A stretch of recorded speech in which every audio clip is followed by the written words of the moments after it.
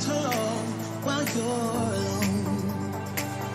When I think about the way we used to be, when I think about the things you took from me, I know that I am so much better, better.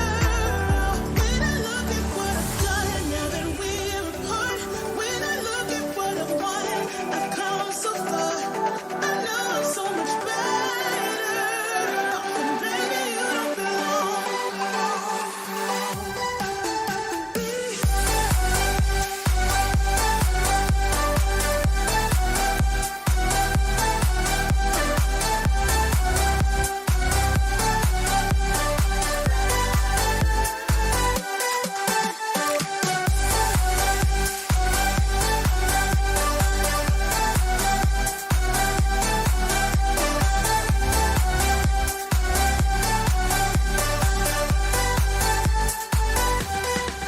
Your love was cold, heart made of stone. But I'm just fine, I'm gonna shine. I'm alright, alright, alright. I'm celebrating my liberation. I'm moving strong, I'm moving on. I'm alright, alright, alright. Might be shaken but not stirred. Just a lesson that I've learned. And so it goes. Tables turn and you're on your own. When I think about the way we used to be, when I think about the things you took from me, I know that I am so much better, better. When I look at what I've done now that we're apart, when I look at what I've won, I've come so far. I know I'm so much better, and baby, you don't belong.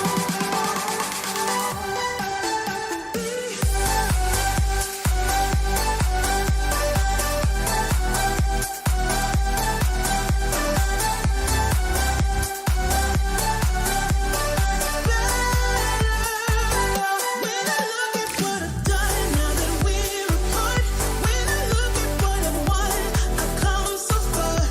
I know I'm so much better, and baby, you don't belong.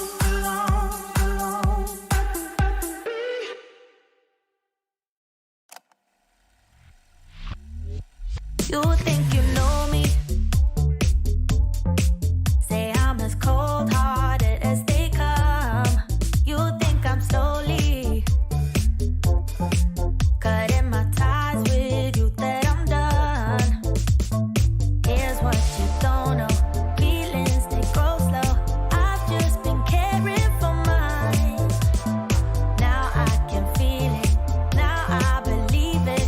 Baby, tonight is the night.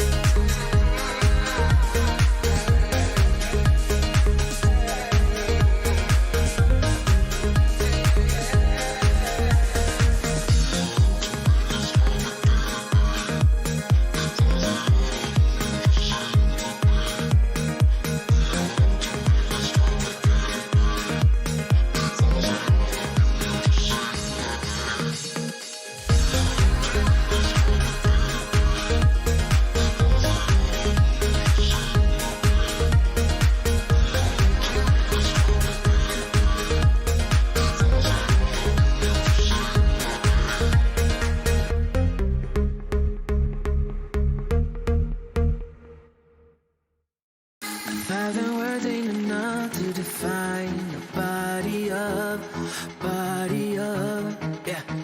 Caught her look and she wants it back. She's firing up that body up, yeah, babe. You think that I want you, but nah, babe. You're one in a million, but it's not for me. I'm not into girls with a plastic trace. Don't take it too personally, yeah. My fault, my bad. The word's out, but you aren't ready for it. Show off, appearance up. I got this, but I got.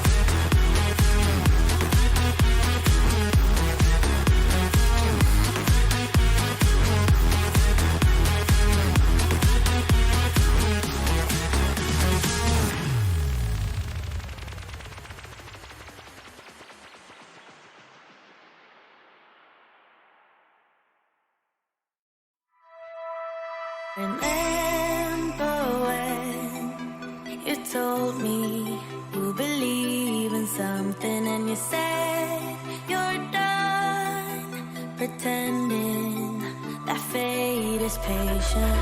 Go run away, get it out of your system.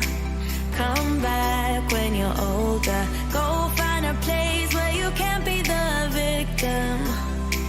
And come back when you're older. Go catch the storm within your broken bones and be wild, wild, wild, wild, wild, wild.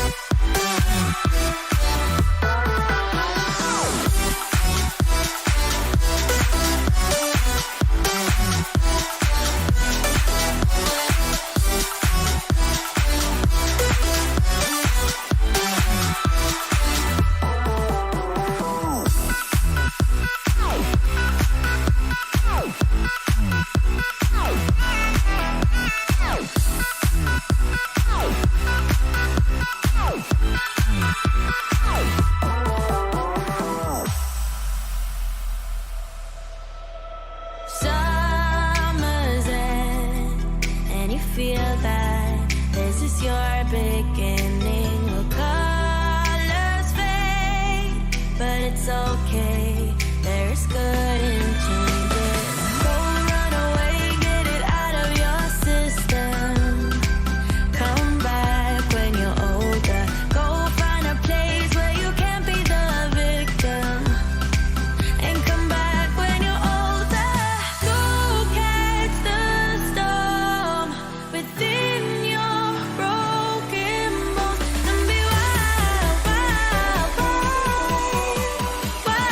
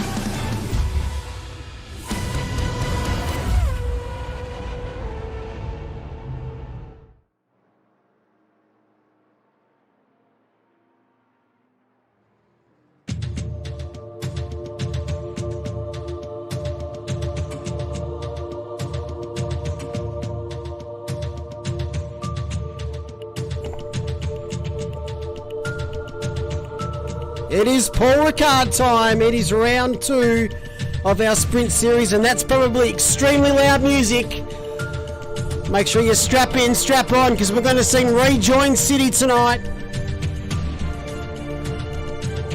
This is round 2 of me pressing random buttons on my stream deck, and I guess that one disappointed.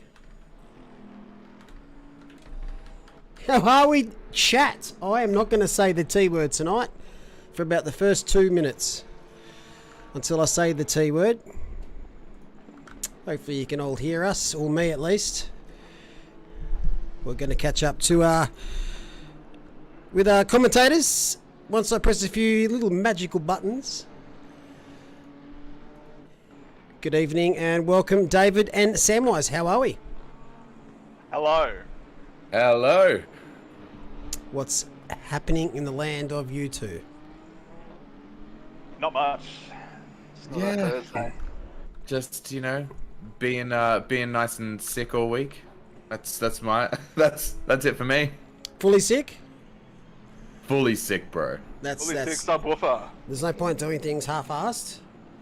Isn't that right? Exactly right. Isn't that right, Bender? As we all in. As we're at your favourite circuit of all time. Nah, this track, honestly, it can get in a bit. No, Bender says to me before we get started, if he doesn't open with a replay, I will be shocked. Well, I actually haven't had it queued up. I was going to give him a little bit of a break tonight, but hang on to your hats because we will have a bit of a look-see. But first, which one of you two would like to discuss the standings that I bring up? One of you can do green, one of you can do yellow. Sure, I'll do green. Okay, so it's over to you, Samwise. Here we go. Fantastic. All right. Championship standings for split yellow. Philippa Bakita right up the top. No surprises. Hopefully, Jeremy Talbot can take it to her and pull up the leaderboard a little bit more. Chris Cusack sitting in P3. Daniel Hunter up in P4. Yeah, you got to be quick. It's got a timer. Wow. I was gonna say. And from 4th down to Charles Clark in 25th. So, wow. Wasn't expecting there we go. that, That's so great. All right. that. Hey, let's go again. Ready? I'm not sure what the timer is, but that was it. ready? Go. Wait, hang on. And go. Hang on, here we go. Championship standings. All right, so for the Pro Class, Bakita in P1, Talbot P2. You got Chris Cusack at the top of the Pro-Am leaderboard. Second Pro-Am is Piper, and third is Potter. Kibben And we're about to P1. flick over the board. Kibben P1. I was Kredish too P2. fast. There you go. You were in AM class. There we are. There we go. What a beautiful AM looking class. grid. Oh, I didn't see the... Excellent. And P3 for AM class, Vernon. Over in the Jaguar in P29 overall. There we go. Beautiful work. Looking sharp. Beautiful work there, as always. But I always love the Paul Ricard round. Always love it. There's always something going on. You can say that again. Last year was... There's always something going on. It was interesting, to say the least. No, it's one of those tracks. Oh, nothing really happens last year. Just I see a lot of people in our chat on the Discord a bit concerned about tonight's turn 1. But that general feeling is every single race ever at any track. Okay, you know what? That's fair. However, if you want to have a look at Season 5's Paul Ricard first laps, it's particularly awful. Yeah, I have faith. I have faith tonight. I have to back it up from last week where it was probably the worst first lap that we've ever seen ever in split green. And that is a big call. But I think they're going to redeem themselves tonight. I'll one-up your big call there. That was the worst first lap broadcast in OOR history. But the content, hey, the broadcast was not that bad. Come on, Malik did a good job. Call. I mean, in terms of all the races we've streamed, that was like the worst first lap. But it was great. It was simultaneously the worst and the best because And we you know- gave the viewers exactly what they wanted, Look, and that's what we're here to do. I thought it was one of the best starts of a season we've had. I thought that was epic. They got everyone out of Pretty their seat, excellent. literally. Certainly started with a bang. It It was a did. good job to somehow get a one-up over Split Yellow, who had a pretty gruesome start in themselves. For Split Green to go and top that was icing on the cake for Season 6, Round 1. Yeah, so pretty much every single start I've called so far this season there's been a safety car, so guess what? I'm going to call this one tonight. Today, yeah. So I'm going to break that hoodoo, or I'm not going to break that hoodoo. But at the moment, Paquita already into the 52s. 152.995. That's blistering. That's just rude. Extremely rude. In the Porsche here at Paul Ricard, which is a little bit down on the straights, they say, but that is actually incorrect. It is a bit of a rocket here. But there are a few cars here that are quite competitive. You've got the Ferrari, the McLaren, the Audi. A very mid-engine, favourable circuit. There is one driver that we will not see tonight who's had a cracking start in Split Green, and that was the one and only Andrew O'Hara. Hope he's doing a little better. He's injured his ankle yesterday at work, so we'll soon find out if he's strapped it up, taking some painies. So shout out to Andy. How's he managed that? Do we know what he does for work? Are we allowed to Too disclose that, fast. or- No, he's Too an ass fast. kicker. He's an ass kicker. Ah, yeah, understandable. So, I mean, no excuse, Andy. You've still got another foot. I mean, the presumption is that you didn't sprain both of them. Or did he? Look, I just think this is poor excuses from Andy O'Hara. You know what'd be funny is if he races on a pad and still wins. Yeah, I think that's the reason why he's not racing tonight, because he doesn't want to show everyone up with one foot. That's right. Unless you know, some wheels have got like mappable like axes, you know, in case you like don't have use of your legs, you need to get one of them. That's it. You know, use one Oh, finger oh, for oh. accelerator. Oh. As Paquita. That's it. Qualifying done. I think- 52.9. Sorry to cut you I off think there. we can shame Philippa for that one. It's not often we see mistakes from Philippa Paquita. No, that is Although correct. it could have been a bail. It could very well have been a bail. Tell you what, who's showing some good form here early on is debutant Patrick Oliver in the Pro-Am class. He's currently P4. That is some... He's going to have vertigo being up that high. Mr. Poliver himself. Actually, and on that as well, Dan Hunter, how great has his improvements been? He's so much faster than he was this time, 6 months ago. He's sitting top 3 right now in qualifying. Yeah, he's been a big improver. He actually had an upgrade from Pro-Am to Pro during the off-season. No, it's great to see. I love to see the improvement that the drivers make. With this track, though, it kind of clicks with you or it doesn't click. I find that's what you either like it or you don't like it. I'm a huge fan of Paul Ricard, both as a driver and as a commentator. As Hunter doesn't quite improve, but a 53.4 is very impressive here. Anything in the 53s and under, super. Especially low 53, very impressive. What about you, Bender? Does this track click with you? No. I wonder why. Yeah, I wonder why. Yeah, I do wonder. Yeah. Does this area look Not very- familiar to you? Like this little bit here? Yeah, they need to just widen that runoff area and just bank the corner. Yeah, that'd be really nice. Fancy making one mistake, mate, and being world famous for it. Oh no, it's tough being perfect. You make one mistake all your life, and everyone just jumps on you for it. But it was a good mistake. Oh, that's an impressive looking car, right, if I don't say so for myself. The Ferrari? Ferrari? Playing Transformers. Right, we're There's the one nearly next finished. to it. There's a few of them there that are playing Transformers. Look at them. Oh yeah, are they sharing pit? Oh, There's a BMW and a McLaren.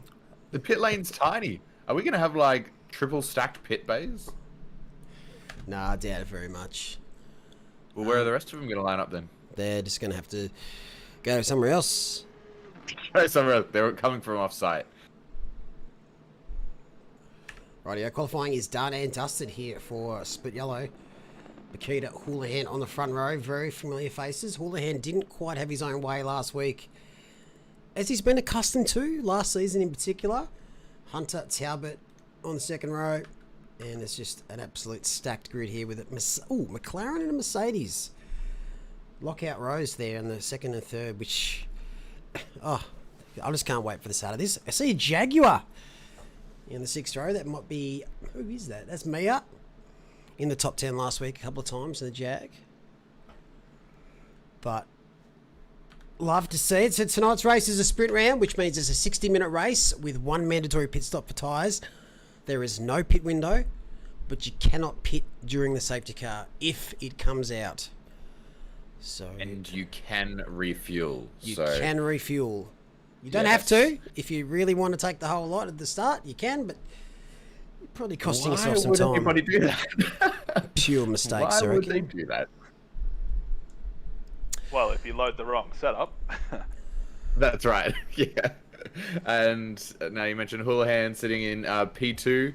He was the winner of his split last season, and so he's currently P7 on the leaderboard. Had I think he had an interesting race one last week, which set him back a little bit. 1 sec. So it'll be very interesting to see how he progresses this season. Last season he shot ahead, and I think he was dominated the points from round one through to the end. He made very few mistakes last season.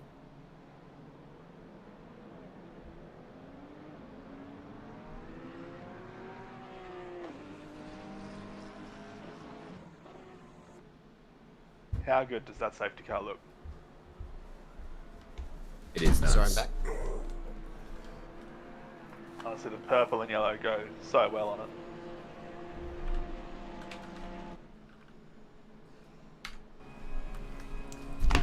The French car, the French track, the WAR car. All right, just prepping myself for a lap one. So what are we thinking? Who's going to shine tonight? Who's going to avoid the carnage? Ooh, that's a tough question. I'm gonna say,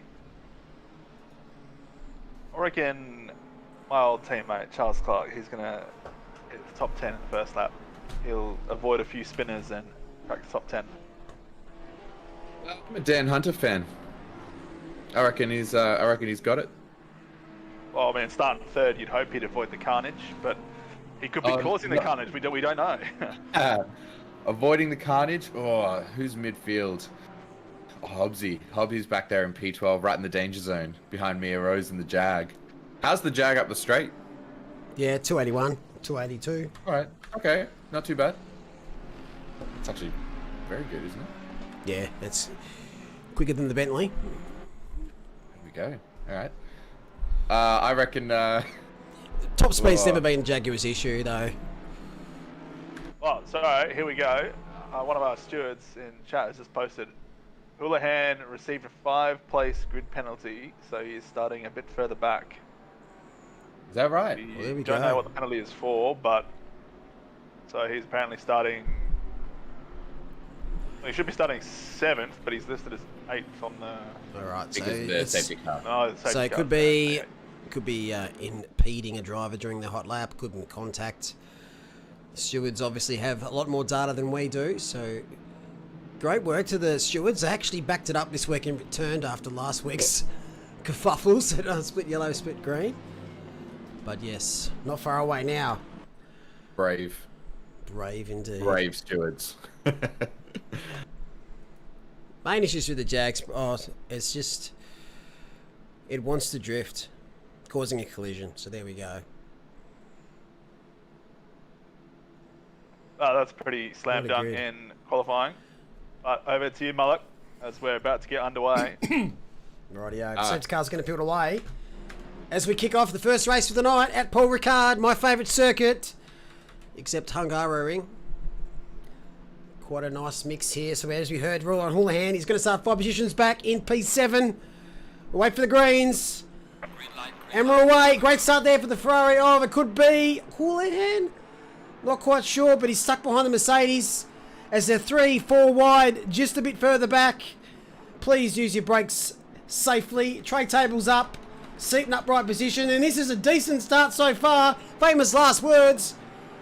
I won't try and curse it. There's a bit of a BMW argy-bargy at the back. Have they done it? Have they got through the first 2 corners? They have. And now this is where it kicks off. Awesome start so far. This is an easy place here to just park it up someone's rear, spin them around. Everyone is being very cautious as they're 3 wide entering Mistral. Slight contact between the Bentley and the BMW, but they've managed to keep it straight. Oh, hats off. That's impressive. Great start. As the... No, there's not a great start. The Audi has been set there by the Aston Martin. That's Baxter Hopkinson. Tristan Moore has got a rocket jet in that Jaguar. He's gone.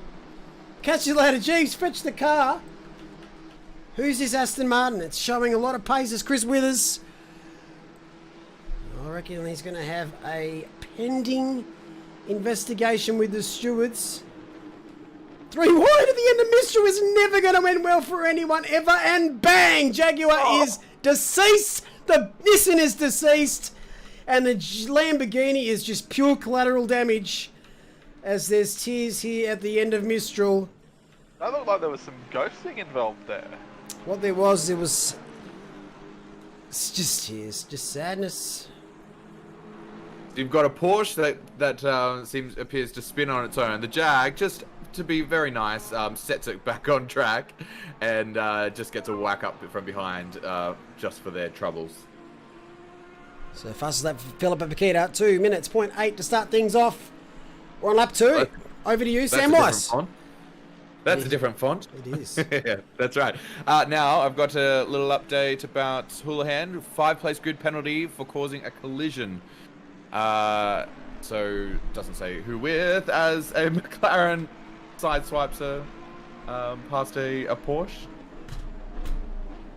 That was an impressive turn 1, I've got to say, seeing them give each other race room.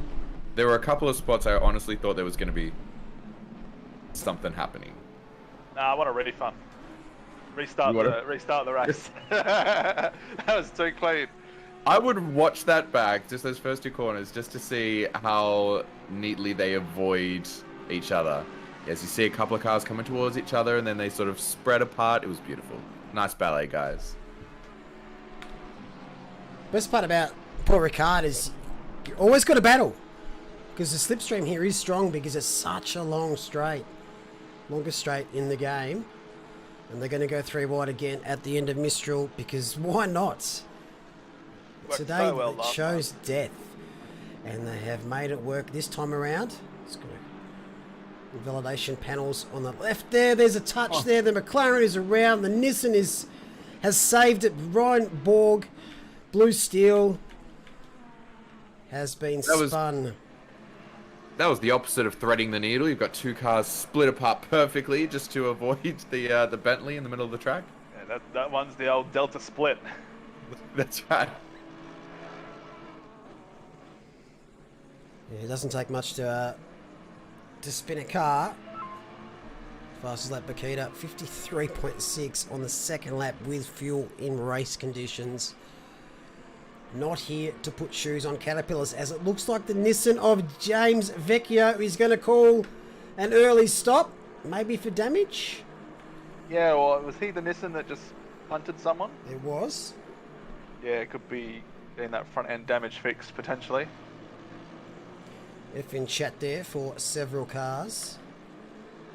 There was nothing huge, just a lot of insignificant contact, which turns into having massive effect on your race, especially with one mandatory stop. But they can pit. There's a few people in the pits at the moment. not a bad strategy to pit early, especially if you think you're getting slowed down by getting swamped on the straight or people in front of you. It can be a good strategy to pit early. You do have to then, do more of the race with a higher fuel load than everyone else. That's your big downfall. Yeah. That's an interesting line. Nice. That might be a track limit there because he just didn't quite make it inside those invalidation boards. As the Jaguar looks to have a drag race here with the Bentley, which I believe it will win. As you can see, just pulling away. Why did the Bentley move over? They had the inside covered. Scared of, it's not an easy corner to make if you're right on the inside, and that's a very fine line through there.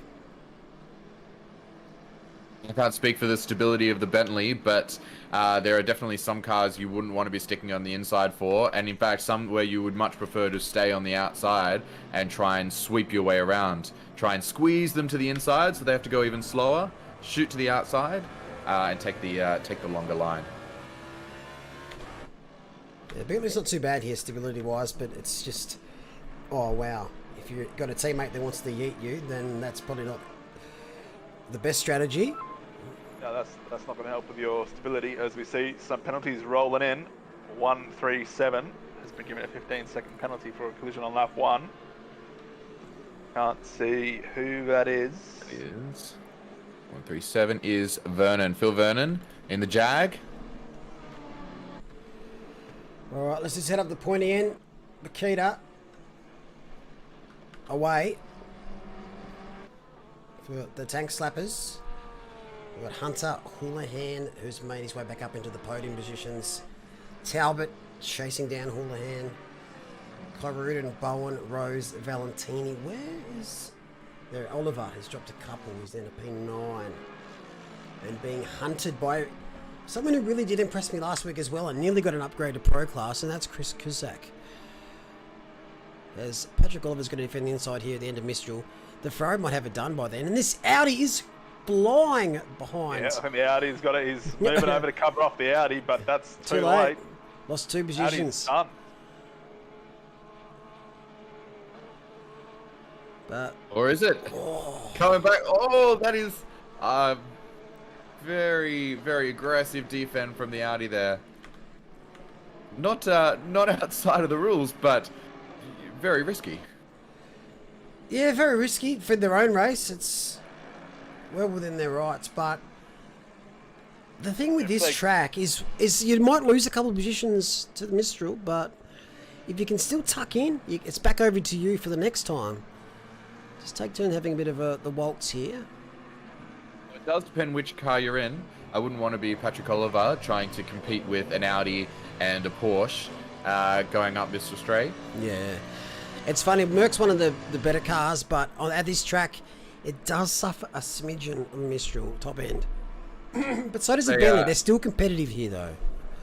And that is an absolute kiss. I don't think it's consensual. It's good work to hold on and not to completely rip it around in a circle and do some burnouts. Yeah, that might be investigated there by the stewards. I expect so. Yeah. Nah, they're just going to give that one a pass. Alright, so let's just quickly watch what happened to Baxter Hopkinson on lap 1. I've actually got Michael Massey in Here's the Audi. Just on the inside here. Clean as a whistle all through this part. And the Aston just has too much speed, spins him round. That was good, Irene, for Baxter. Has that one been called yet by the stewards? Not sure. We've seen it. Haven't seen that yet. That's an interesting one because he's got the straight line speed and the Porsche does move across, although it is the Porsche's right to move across. So interesting to see how they call that one.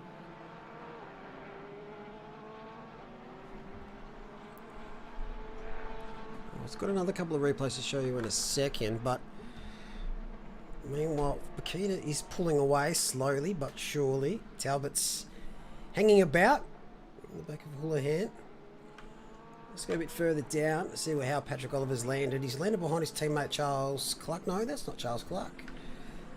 That is Thomas McKinns. Charlie is behind Patrick Oliver. It'll recorrect itself as they go over the line, we assume. So he'll be sitting P14 overall. There he is. See, Braden Ross also picked up 10-second time penalty for a collision on lap 2. All right, let's just watch back at the end of what happened to the Jaguar and the Porsche. Like, this is never going to end well, no matter what you do. They're 3 wide now. The Jaguar is the 4th car here. And just gets a little bit too excited. Does it touch the Porsche? Oh, it does touch the Porsche. And he recorrects him and then gets a whack from the Bentley. And gets that for its troubles, and as you can see, a lot of collateral damage. And a Lamborghini up there. It looked like in that replay that Nissan should have cleaned up that Beamer, but it didn't. It just kind of like clipped through it. It looked like. You try to take on a Beamer, probably not going to come off so well. It's just so easy to spin. It's easy to spin on that at the end of Mistral yourself, let alone with a bit of a kith. Mitchell Hayes, who missed last week, I believe. I could be wrong. Very close behind. Ricky's picked up a drive-through, car 58. I assume that's for track limits. That's early. That is early. So these are 2 cars that are quite strong up the straight. See how the McLaren goes. He should, with any other car from the McLaren, Look be at able its to pass speed. wide. It's 84. Behind. Oh, 3 wide. Oh, And 3 wide. Lamborghini's been absolutely fed there. Full commitment from the McLaren. Pulls it up. And look, they haven't changed positions, but they both got past a... what's that back there? Lambo. Is that a Lamborghini? Yeah, now I just want to go back to Ricky there, who's picked up a drive-through. You're saying or suggesting it's for track limits, Mike? Yes. It's still 48 minutes to go. Could he get another one? There are going to be a lot of track limit penalties. If they continue driving the way they have for the first 12 minutes, then it's very, very likely. Unfortunately, if you've picked up a track limits avoiding stuff, you've just got to be careful. Everyone's got those 3 warnings are allowed. But poor Ricard. It's famous Probably for one its of the- track limits. That's right. It's probably one of the more difficult places to intentionally avoid track limits because there's just so many spots where it can ping you, and sometimes it's almost unavoidable. Like at the end of the straight, if you go wide, there's not a lot you can do other than slam hard on the brakes and potentially cause yourself an accident. It used to be even worse when it came to track limits and getting DTs, as Bender found out when he got 2 drive-throughs in one race. It's not quite as bad now, but it's still famous for it. It's still bad. It is. Don't forget to press like and subscribe on this channel if you're loving our content or love what we do. It all helps. Even if you just think it's okay. Even if you just think, oh yeah, this is fine. Even if you think it's shithouse, just like and subscribe because it doesn't cost you anything. And I can feed my dog. Think about right my dog. now the dog is unfed until you subscribe. He's not getting fed. Dog. He's not getting fed till I get 1,000 subs. It's a hunger strike from Malik for his dog. I get dogged into Peter. Just a disclaimer, I do feed my dog. Great clarification there. Just while we got a bit of a break, what do you think about the pit lane here? Would you like to see it upgraded or updated to the latest? Yeah, I'd love pit to see lane the latest configuration? version. As I keep saying, the current pit lane here looks like Kmart car park. Just got to get the indicator So on. awkward. It is. It's just. It's like it's been a second thought. We'll So show you in a it has received an upgrade in real life, is that right? It has. Let's just go there now. You're going to show it. Yeah, a couple of years ago they upgraded the pit lane, and it comes in much nicer. So actually, down here does it? it comes in across here, and it goes. Yes. It's No, I built did a- see that. Build a bridge across here, and it just tucks around like that. Current pit lane is Very nice. Yeah, it's pretty horrible. Obviously, they got this road. Oh, what's going on here? Very cute, but yes, they fixed that. but they just haven't had the version of it put into this game as yet. As we see, Ryan Houlihan has now moved his way up to P2, getting past the McLarens of Hunter and Talbot after a 5-place grid penalty from a qualifying incident. What do you reckon? Does he have a chance here to catch Bakita? 4.7 seconds, 45 minutes to go. 45 minutes What to would that go, last so lap? anything can happen. Actually, that won't be good reflection because he's just been doing some overtakes. So perhaps we'll see what his pace is over the next couple laps. See if he's got anything on Bakita up ahead. Yeah, the next few laps will paint a better picture. But maybe Hunter can fight back with some slip. 5.6, so there's another 0.8. Let's go back down this way. Mia Rose in the Jag, P7. Valentini, who's on debut for this series, it's showing good form. Dominating up the straight. I wonder if this is a particularly good circuit for the Jag, or if we've got some more good rounds to come. Oh, I think Mia will be pretty quick with whatever she drives. Yeah, it's never had an issue with top speed. There's the Jag. It's just everything else. Yes, Max is effectively the CEO of OOR, so he's definitely fed. He's more loved than anyone else in this house. he's a champion. He was actually 12 on June 3rd. The old bugger. As Valentini sends it on the inside of the Jag. Can he hang on to the move at the end of Mistral? Does so beautifully. Very nice, very clean. Hunter's going to hang around Houlihan now. Just going to stay there with Sector 3, Sector 1 and use Sector 2 to their advantage. Monza's not too bad for Jags. It's actually very good for Jags. It's not on the calendar though. So unlucky. Well, it's not on the calendar. Okay. I'll tell you what though, Yeah. Zolder's the track for Jags for previous races we've had. Really interesting. All right. Yeah. He's had some good results in the past series here in OOR. Saxon. Team... How would you say that? How say their team name? Team BM. BM Whoa. Nah, that doesn't sound right. You've got to say it like Kimi Räikkönen. We've got to change that font. It's got to be capitals. Doesn't look right now. Let's go back to the previous font. Scott's just fixed a couple of colours up and he's made a beautiful change for the championship standings for us. So big shout out to Scott. Whoa. BM. Is that how he says it? I don't know. BM Is that how it's supposed to be pronounced? Do you know how to say the Kimi Räikkönen when he says "wah"? Or not? But I don't even know what I'm talking about. Monza won't be in finals. I can guarantee you that. Oh. Has this got too many anomalies, that track? Oh, don't send it into that! And that's Bang. what happens! Bang! Biggity bang! Unfortunate there. Baxter, who was caught up in an incident, lap 1, has now caused his own. Welcome to the party, pal. Or Mr. Saxon. Party pal.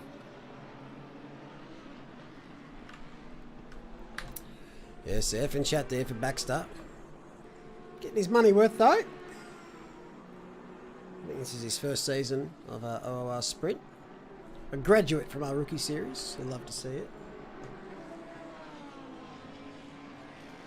Overall, though, I think it's a little bit less PTSD here than from last week. Braden Ross. The angelic voice of Braden Ross. 10-second penalty to his name. We should make That's it good 10. for about... Whoa! Yeah, that's Whoa. right. Good for about 3 positions. That's 10 second. Pretty much. Oh, Lamborghini's saying hello. Ernest Leung. Lamborghini, one of the cars on this track that does not need to brake at the end of the straight. Oh, crossed up. Got Mercedes of McKinn's right behind, ready to poach some places. Tell you what though, Paul Kranich, P14. Now, he didn't have the greatest season last year and got demoted to AM, which has only spurred him on as Braden Ross. That looked ominous from a couple of corners. Leung sends Ross around, and I'm sure Ross isn't singing nice things in that cockpit right this second. I think he's had better rounds. Although he's given himself a nice little boost onto the straight. Oh, a little bit of a kiss there. Bowen and Kai Rudin. Bowen, ever the so gentleman that he is, redresses that position, even though they didn't spin. This is what you like to see.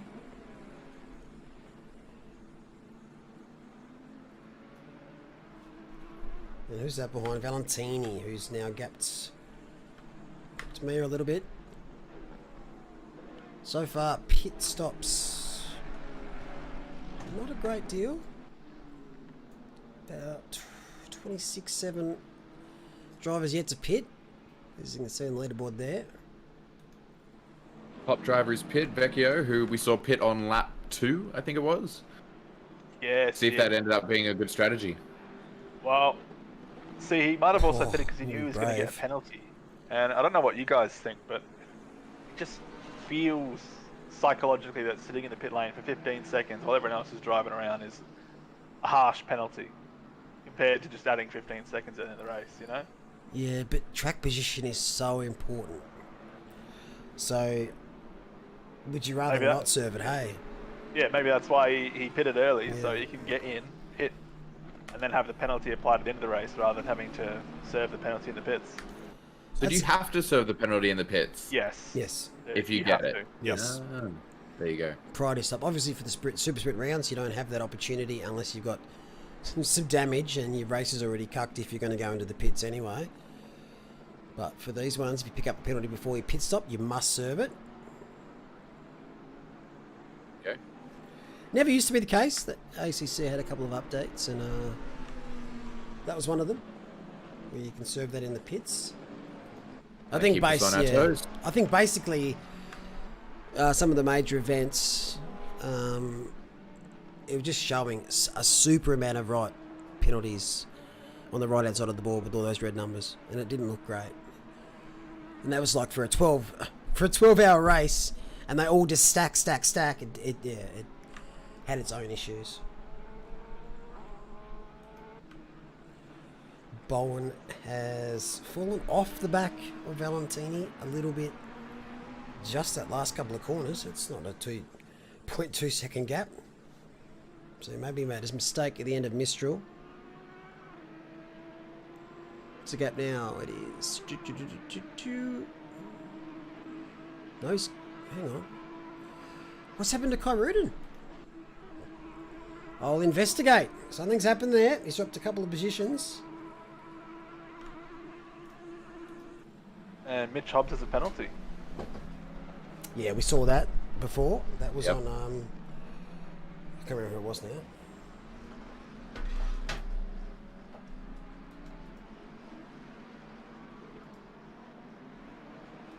That's Talbot ahead of Dan Hunter.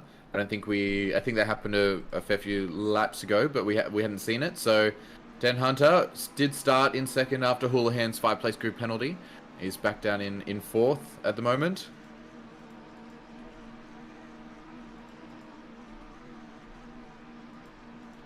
Right, fair. What's happened to Kai Rudin? That must be a back marker up on the straight as well. Was there contact? I didn't quite see. Uh-oh. Kai Rudin's in the Audi, I assume. And, unfortunately, The slightest little tap from contact. Bowen. Yeah, that's unfortunate. Going to be an unfortunate blemish on Bowen's race as well. Not much in it, but it's enough to cause a spin. There's another 15-second penalty for 6.63. That's McKinn's. We saw that before as well. Everywhere we go, we're catching these. You're welcome. Drivers. Gap for the lead. That's right, we'll shame you 7.9. live. Yeah, we'll shame you live. Why not? Yeah, Paquita just pulling away at the front now. What did we say the gap was a few laps ago? 4 point something seconds. Yeah, it was about 5.2 when Houlihan made it up into P2. Oh, it's deep. That's very deep there, Kai Rudin. Man on a mission. Yeah, Benjamin Piper in the Tank Slappers Porsche. Not far away from making a move. Oh, that is nearly a dive. It's unfortunate. You can get penalised for causing an accident, but you can't get credited back the positions you lost. So Kai Rudin's left to fight from 9th position now instead of from 5th. Maybe a slight little bit of damage. Fix it up in the pit stop and have a better second stint. Let's go on board with the Porsche and look at the top speed here behind the Audi. It's renowned for being slow on straights, but you'll change your mind once you see this. That Audi must have some damage actually. It's getting no slip. So 277, 78, maybe there's a bit of damage there for Pipe because I guarantee Bakita's not going slower than that. Unless she's absolutely... It's sector 3. It's sector 3. Maybe just be a different wing settings for Piper. Yeah, it could be different wing settings. Could also be the exit he got onto the straight there compared to Okita. That's probably also how you take sector 3. I remember last season I was matching the top drivers in sector 1 and 2, like to the 10th, if that.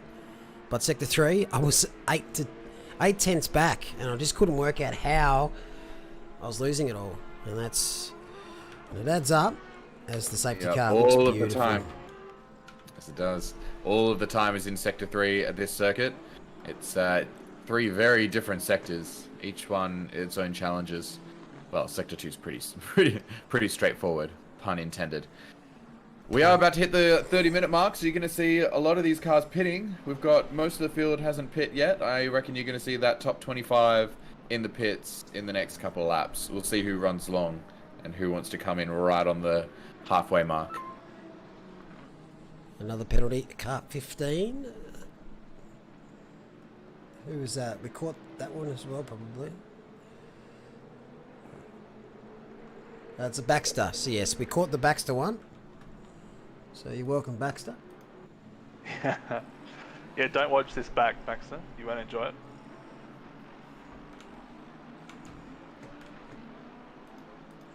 Let's go ball with Talbot.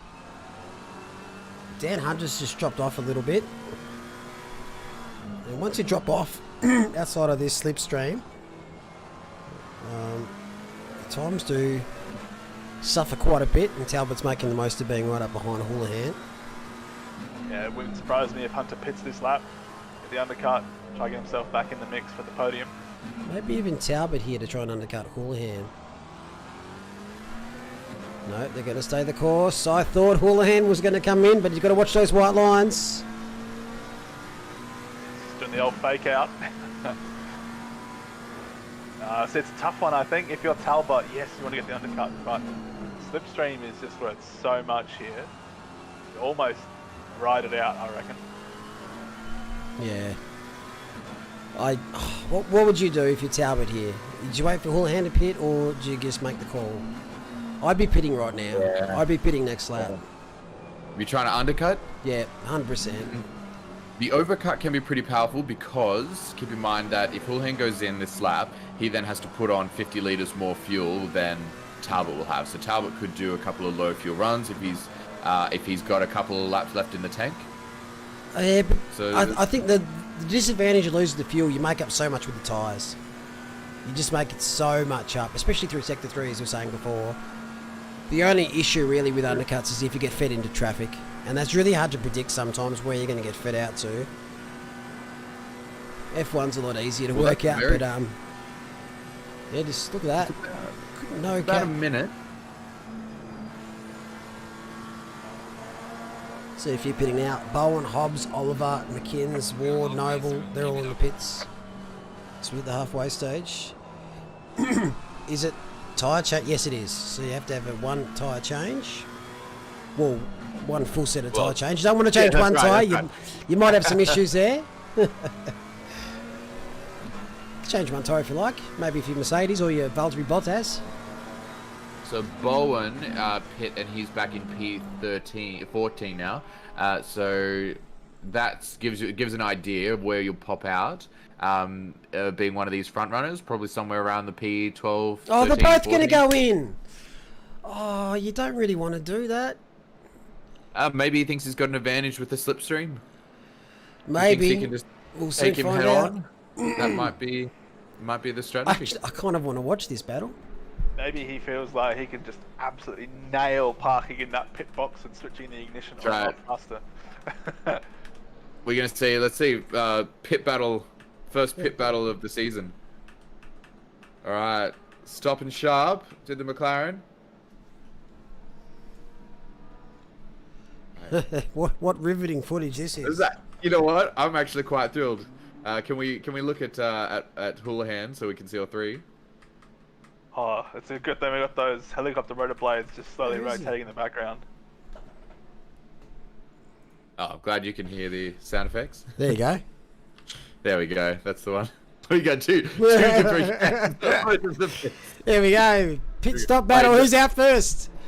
Camp 2 is, that Houlihan looks like he's got the jump. Very fast stop from Houlihan. yeah, He's going to Houlihan. get out way ahead. Fast And stop. Dan for Hunter's Houlihan. still in there. Dan Hunter's way back. He was a few seconds back there, about 3 or 4. He was. This is what the viewers came for. Pit stop battles. You know what? I am always here for a pit stop battle. Does anyone remember the old F1 games on PlayStation 2? I think that was something on the PlayStation Portable. For anyone, all the 3 people out there who watch this that have one of those. You had the pit stops, and every time you came in to change like the tyres, you had to press like R1, R2, X square, all those to change the tyres, yeah, lift of the course. car up. Those were the real pit stop battles. Imagine if you had to do that in like a game like ACC, that'd be hectic. Where you actually have to do something to Yeah. facilitate those pit stops. Well, you've got to stop in the bay, right? That's why you pay a pit crew, though. That's right. You get out of your car and change your own fucking tyres. Fucking dash, the square button or button 17 on my wheel faster than you. I want the tyres to change faster. Well, mind you, I reckon Valtteri Bottas wanted to get out of the car and change it himself. Yeah, he probably did. Oh dear. So Bakita, Saxon Withers, Kato have not pitted as yet. Bakita's going along, and why not? You're leading the race. You've probably got no traffic around you. This is where you do go long. As long as you fueled up. As Bowen's picked up his 15-second penalty. Somehow I can't see Bakita running out of fuel and just stopping on the track. So let's just watch her through Sector 3. 271, 272. It's one of the slowest straights I've seen. But as I was saying, this is where you make all the time. Sector 3. We'll smash through here. We're about to find some secrets. Or riding on board. This corner, you can lose a lot. It's quite deceiving. Middle of the track, second Love gear. it. There you go. Any Porsche drivers taking notes in the comments? This is another corner that a couple of different lines. Getting it tight. Doesn't hug the apex as much as I do. Note to self. And she's coming Yeah, that's an interesting line. in. Very interesting, but for good cause. Oh, who's that, Jag? One of the cleaner pit entries though. That was didn't cross the white line at all. I think she might be the only one. Vecchio, the one who pitted first, very, very, very, very early. with his 15-second penalties. Currently P11. Provisionally, he will does be have P9. tyres.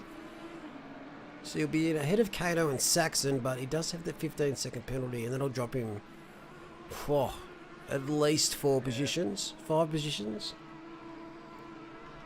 And For now anyone he's got- taking notes, he was around P16, I believe, when he went into the pits. Coming up in P9 is a pretty good gain. Yeah, but I was about to say he's going to have people coming back at him in the last at the top speed. 25 minutes, with fresher tyres. That's right. His tyres are 30 minutes older than anyone else who's pitting now. So, but depends on how well your car goes on long runs with tyres. Yeah, look, speaking from experience, he's in the Nissan. It's not great. Not great in the Nissan. Well, I won't try and challenge that because I don't know. I know in the Mercedes it does pretty good. It's pretty consistent across the board. Doesn't drop off a lot over the course of an hour. Yeah, Raggy's been racing the Rookie Series for several weeks now, Dieboss. Obviously, Ragster's commentating with Horned Badger on Thursday nights in EU, so he can't race there. Saxon's going. He's doing a David McNulty style pit stop here with not pitting. So Bender, Yes. whilst I have you here, mate, what's your thoughts behind your late stops? Well, you see, it comes down to one very simple thing. Usually I'm hoping that some miracle is going to happen and it'll start raining. Is that it? That is literally it. Yeah, well, Well, it doesn't happen often, or if at all, but that's it. Has it ever happened in all of the seasons you've done? once or I wanna twice say probably. maybe like once, yeah. And we'll keep an eye on this battle too, because Kai Rudin has just gone onto the straight 2/10 behind. Vecchio on those crappier tyres. Let's just check out some top speed here. So Slow 21. burn. Here he comes. Oh, got the Nissan's that is a beast in a straight tight. line. Yeah, can't do it On there. the Nissan. Yeah, that was good for the Nissan to park it in the middle of the track. Give him the... Ooh, who's that? That is... Raiden Ross is having a mare. Raiden Ross. Oh man, Raiden Ross. Now, another thing that I find happens, like usually at the start of the race, I'll fill it up to run maybe to about 20 minutes left. And then when I decide, nah, I'll change it up and I'll pit 30 minutes left or whatever, something bad happens. And it's just like, why did I change from what I planned to do? I should have just stayed out. So there you go, stick with your original plan. That's... Exactly. It's always the way to go.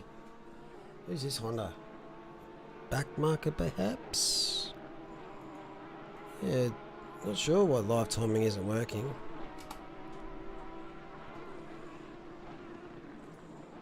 No accidents yet on that last corner that we've seen, I believe. Nicknamed very fondly over in last season on Thursday night Thursday night commentary last season called The Bender. I think with live timing, De Gaulle there might be an issue with the ACC servers that they had today. Has actually broken live timing for Pit Live, so apologies on that. Oh no! Oh man! What? Jamie Saxon on Drive-through penalty. Drive-through penalty for what I'm guessing is track Oof. limits. Why not? That commentary pair tomorrow night's going to be Sadness Central with Saxon, Ross, and Hobbs. Hey, Hobbs is doing all right. Yeah, but he binned someone. Oh, true. Well, he hasn't received a penalty yet. That's interesting. Unless he No, served no, it no, already. he served definitely the did. penalty He in the served pits. it, yeah. Served He it. had penalty Yeah, in the okay. pits. Just quickly, Emily in chat raises 2 great points. 1, racing in the wet is so much fun. Absolutely agree. And the second point is... No. Here we go. And drugs are good. Drugs are good. No, we haven't had a bender fact yet. Did you know it's actually illegal to correspond with pirates in America? Correspond. Correspond with pirates. So you cannot have any form of correspondence with a pirate. It is illegal. What defines a modern day pirate? What defines a pirate? What everyone thinks of a pirate, you know? They just don't have ships with sails anymore. So what do they have? What is a modern day What, pirate? you Steam-powered have to ships missing a or leg? electric ships, diesel ships, you know? What about So if you're someone who sadness there for Jamie as he serves his drive-through and still has to pit? Yeah, that is sadness. So if you own So a parrot, you're a pirate- pirate. Yeah. I don't know what defines pirate, but yeah, there you go. You can't have correspondence with a pirate. No, I need to know what a pirate is. This is somebody who, I don't know, what does a pirate do? A pirate is on the sea, and it's, I don't know, doing crimes on the sea, right? Like sea mafia. Stealing stuff, yeah. Killing sea people. mafia pirates. Killing people on the sea? Is that a pirate? Yeah. What about, Yeah, what I'm about with if a pirate talks to you? Is it rude to... you can't talk You back? gotta- Well, I mean, it's rude to ignore them, but you can't talk back. Yeah. That's right. You can't correspond at all. So, So Captain Phillips should be in jail then. He was talking to pirates flat out in that movie. Oh, that's a movie, mate. But it, no, here but we it's go. based on a real thing though. That's based on a true story. Somalian pirates. What? Based on a true story. Not everything that happens in movies, mate, is real. Haven't you heard the Abraham Lincoln quote? Don't believe everything you read on the internet? So you don't reckon the Captain Phillips movie is based Abraham on truth? Lincoln. Yeah, Abe Lincoln definitely had a lot to say about the internet. He's a man ahead of his time. He was. So pirate is, noun, a person who attacks and robs ships at sea. Can he be a car pirate? Well, I mean, you can be like a pirate, don't they call like people who steal stuff from like trucks, like you do like truck heists? Pirates? Yeah, I suppose you could. I'd probably call them robbers, but same Well, deal, I mean- really. Sorry, I mean, bloody but- criminal police here. I don't know. If I was robbing out of a truck, I'd be pretty. You know, like that's a lot more than just like going into some convenience store, you know, and pretending to like wave a gun around. I mean, come on. Like you want to have some credit for, you know, doing the griftier crimes. How did we Gotta have get some here? good How did we bloody get here? resume. I want to know how we got here. I feel like, oh, gee whiz, Wayne Darwin, who's nearly binned Tristan Moore there. I feel like Well, this broadcast has been taken over by pirates. One of our lovely chat members, Emily Kate Shafley, raised 2 good points, and I was just responding to the chat. You know, that we're here to talk to them, mate. You know. Don't you use them as your Yeah, pawns? don't you dare leverage our viewers, mate, for your own I'm entertainment. just a man of the people, giving them what they want. For your own stick users.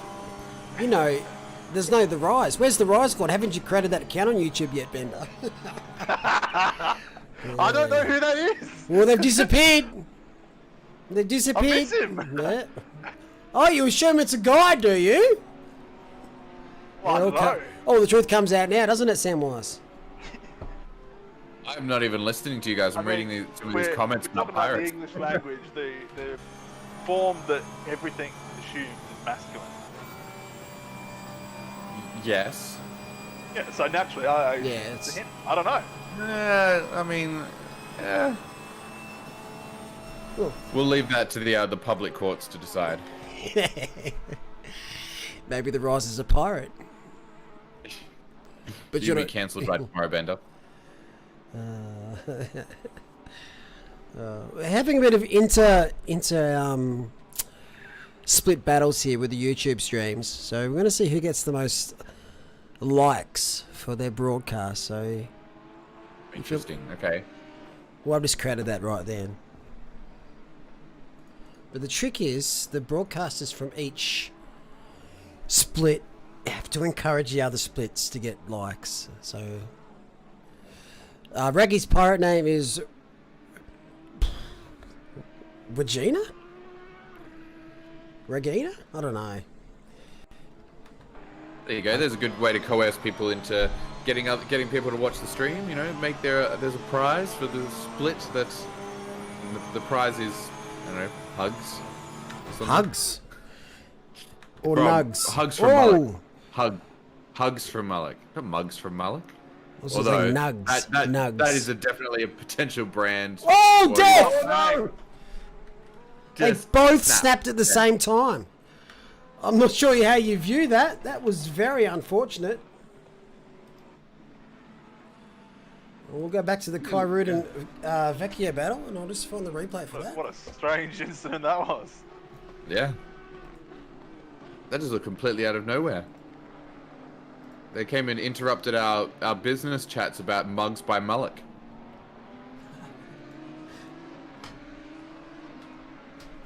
There you go. Moritz in the chat saying the EU has a counter-piracy measure that's in operation off the Horn of Africa.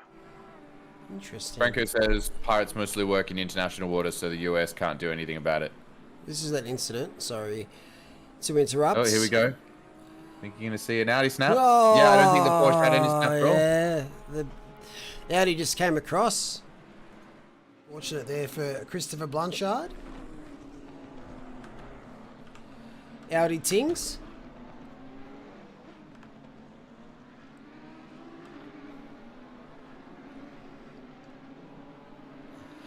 We've got a question in the comments. What's that? What's that? But if you've already been in correspondence with the individual and then they commit the crime, then what? If you've been in correspondence with a pirate before they become a pirate, can you still get in trouble for corresponding with a pirate? You have to end all contact straight away. Well, I think this is going too deep.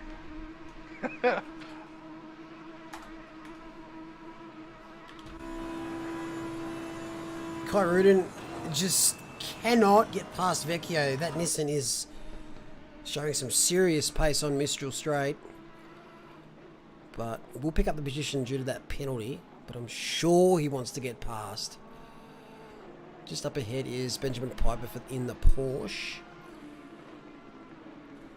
Houlihan, who made up about 5 seconds through the pit stops. Got into within 5 seconds, and now it's blown her back out to 8 seconds. So Bakina looking for her 3rd win in a row. She got full points last week. One of about 3 drivers that did so. And so far in Season 6, we are yet to see a drop of rain. Yet. I like the word yet. It's very disappointing. Yes, yet. G'day, Frank Lucid. How are we, sir? I reckon it's going to come down in the bucket loads as soon as it does decide to rain. That sounds like a threat. It does. Maybe for split green, because that split needs even more carnage. That's right. We were just talking about before in the steward's office. We've got Zolder next week, which is a very tight and small circuit. Super sprint round at night. Why not add water to it as well? Because that race, you just woke up and chose death. Things you'd love to see. Little bit of oversteer from the Audi coming onto the straight. I don't suppose it's going to be very helpful for him trying to get that slipstream. He might be at a bit of a pace disadvantage already. Yeah, you can just see I think that. he's not going to. Yeah, he's not going to get it. Sit Split- behind for another sector 3. Split green will break all viewing records. Well, I hope so. If you so make sure you stick around tonight. Split green's coming up. Last week it was a barn burner. Literally, the whole split had been speaking to pirates. Oh, I bet you, because we're pumping it up so much, split green's probably going to be immaculate. Oh, I don't know. All right. I have faith that they will be particularly awful. The split faith with the in most Split Green. post-race penalties was split red in Asia Pacific. Oh, that was almost a dive. Oh. Final turn. It's really enticing. There's all of this road on the right when you're coming to into that final turn. It's very enticing to do a dive, but it is very more often than not a terrible idea. F1 used to have the rule of 3 races that were wet to dry race. Yeah. That was mainly because the amount of wet races that F1 was having was absolutely ridiculous. And a lot of people don't take the game as that seriously to actually do those wet races properly. So we're trying to just still make it a bit fun. But this, if it rains 3 races in a row here, that's just tough titties. Implement the reverse here. If there's 3 dry races in a row, we've got to have a wet one. Yeah, nah. Yeah. Look, people would love that.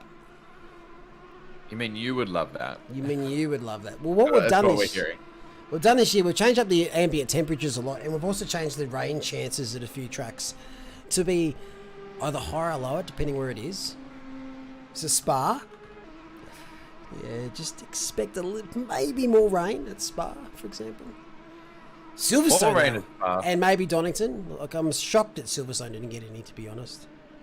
My very first round was rain at Spa. It did not end well for me.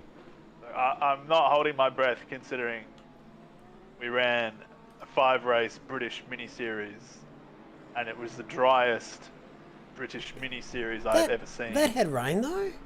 It 1 out of the 5 races. It's Britain. It should have rained 4 out of 5. I think North America had the rain, from memory. I think they had 3 out of 5. Whoa, that Mercedes in the background! Mercedes. Oh. Tries to send itself into orbit, has failed miserably. And this is a 4-way battle for 22nd. We're going to have to watch that back.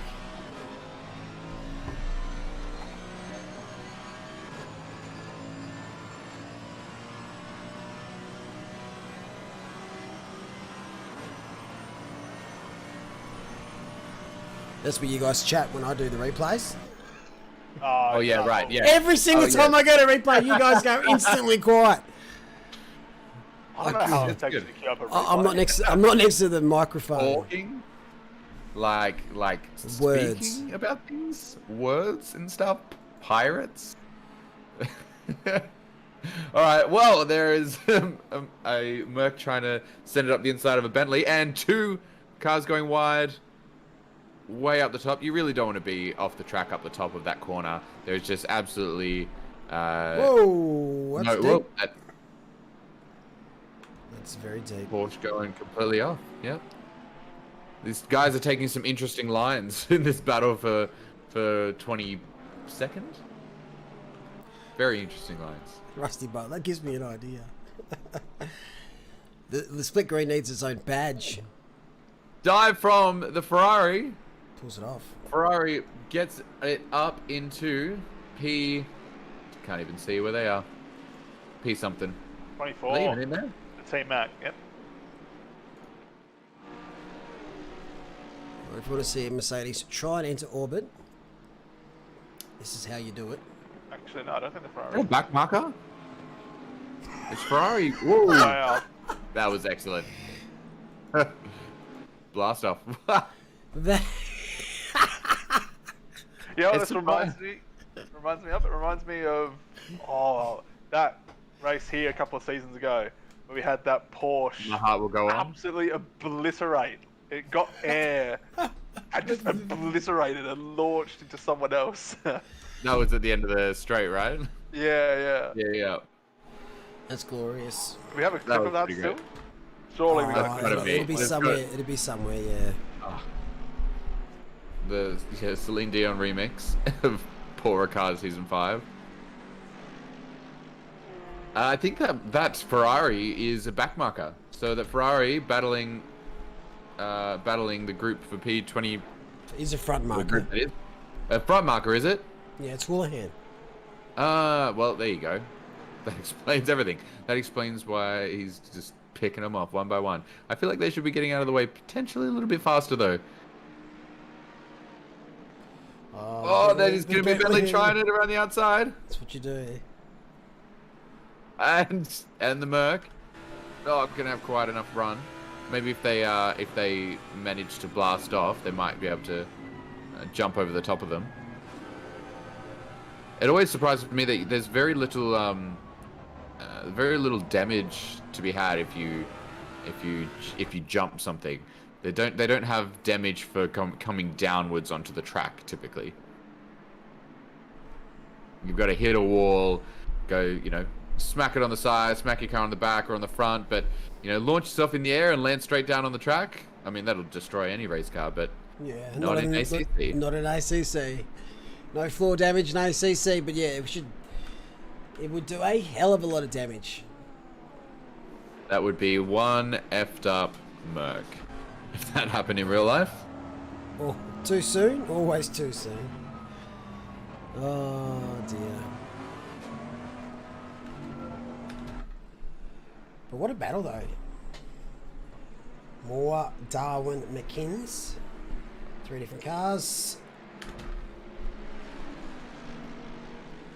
Oh, who's going to win this drag down Mistral? Mercedes is up against it. Bentley's up against great it. spot. This is won't end well. I'm saying it now, won't end well. No, it's going to be perfect. These guys are going to be flawless through Cygnus. Well, Bated breath. Mercedes did the right thing there and backed off. Just didn't have the top speed.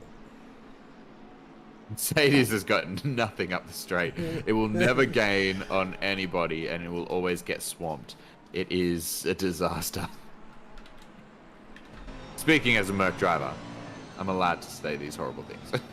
Oh, the Jaguar's gone very deep. They're going to touch. No, oh, that was Yeah, there was a touch there. I think there was a couple of touches there. actually interesting to see it from the Merc angle because you couldn't really see what was happening up front. What is going on with this car? What is going on with this car? What's the actual... He's on a pad and his sister's trying to wrestle it from him. I'm kidding, but... I need answers. I have more questions. Wow. Well, that's a send. Oh, That's a great send. Oh, very cautious there through the end of the second, corner 2. Bentley hangs on, and the Jaguar of Tristan Moore lives to fight another day, but does have a front marker, which is Jeremy Talbot behind. And that's the perfect spot to let a blue flag through if anyone's watching at home. You don't lose any time, and you can tuck in behind the faster car onto the straight. Textbook. any of those corners where there are multiple fast lines through, good spots to do it. Just take it wider, let them through, and then get some good exit speed. Love to Carry see on. it. Hello, George. Let's get a bit further up the order. Mitchell Hayes fighting Ted Barrett. Hobbs, I believe, is now caught up to this Vecchio Kyrudin battle. Farmer says, for every like, Mullock will give Max one hug. Chat, you know what to do. Well, yeah. One dry I biscuit. think- One dry yeah, biscuit. that's what I was going to say. One dry biscuit, one of those little ones. One little dry biscuit per like. You want Max to be fed? It's on you guys. I only like the video so many times. So he One gets, like he per gets person. 56 biscuits so far. Yeah, we collate them, and he gets his feed at the end of the week. If you don't like the thing, you don't like dogs. That's right. Do you hate dogs? If you hate dogs, No, then he's like saying- this he's video. saying Dags? Dags? You mean dogs? dogs? That's the best movie. Changed my mind. Hit about a caravan. Do you know what movie I'm talking about? I don't. No clue. Someone will know. Anyone in the comments? Yeah, this is your Someone will know. first test in the comments. And here you are, Look, but a caravan. gauging the chat after you tell Oh, nearly Audi on Audi coming through the bender. Well done, Raggy. Raggy knows.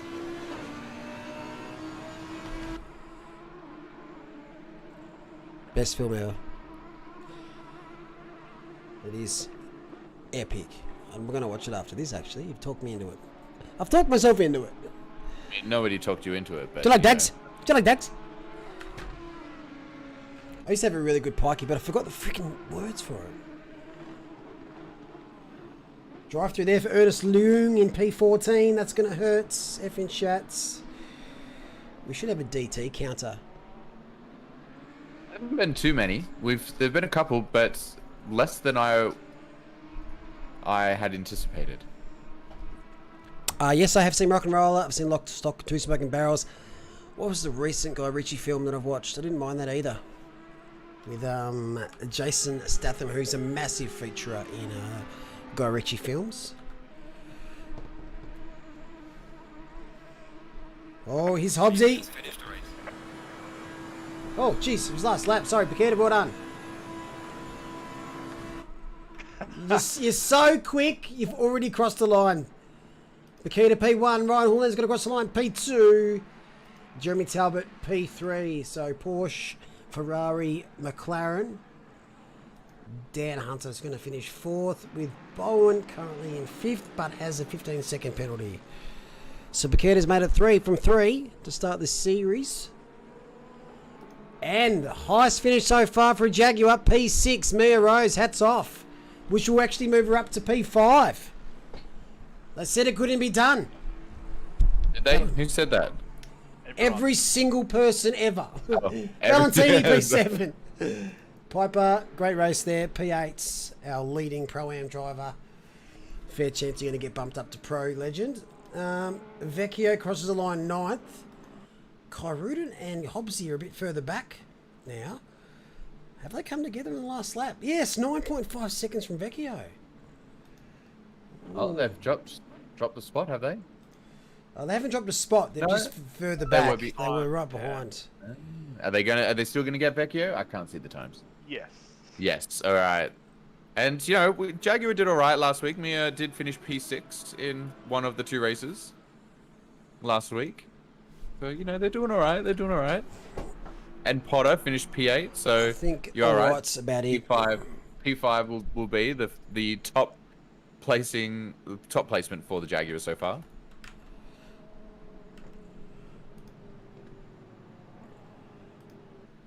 Kidman. So we've got Krenich P15, Kidman P18, and Warden P20. That's the top AM drivers, and there we go. Round 2 done and dusted here for Split Yellow. Everyone, go grab yourself a very alcoholic beverage, some popcorn, pull up a pew, and be ready for the entertainment that is Split Green. Yes, entertainment is one way to describe it. Right, let's go over the race results here for Split Yellow. As I will change something. 1 second. That's what I want. So, congratulations, Paqueta P1 there. Warren Hoolan P2 and Jeremy Talbot P3. In the Pro-Am class, Piper Oliver Cusack, Porsche, Mercedes, Ferrari, and AM class we have Kranich, Kidman Ward, Aston, Bentley, Nissan. We lost one early, Benny McKenzie, several laps back. We lost Borg early too. And I think that was it. And safety car obviously has done fuck all. Qualifying, Paqueta, Houlihan, Hunter. Talbot and Hunter switched around during the race. But yeah, overall, that's a pretty good race.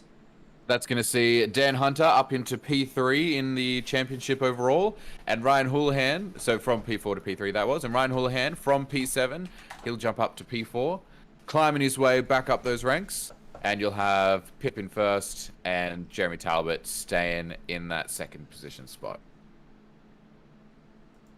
Great stuff. As we head over to green in a second, VC Vane. So far, no good. Oh, we're early. All right, who's going to give us a show? We've got 9 minutes before qualifying starts for Split Yellow, so chill out. Don't go anywhere though, or we'll actually have to take away biscuits from Max. Take for away every biscuits. viewer that drops off. That's right, less biscuits. You can hear Max grunting and groaning about that now.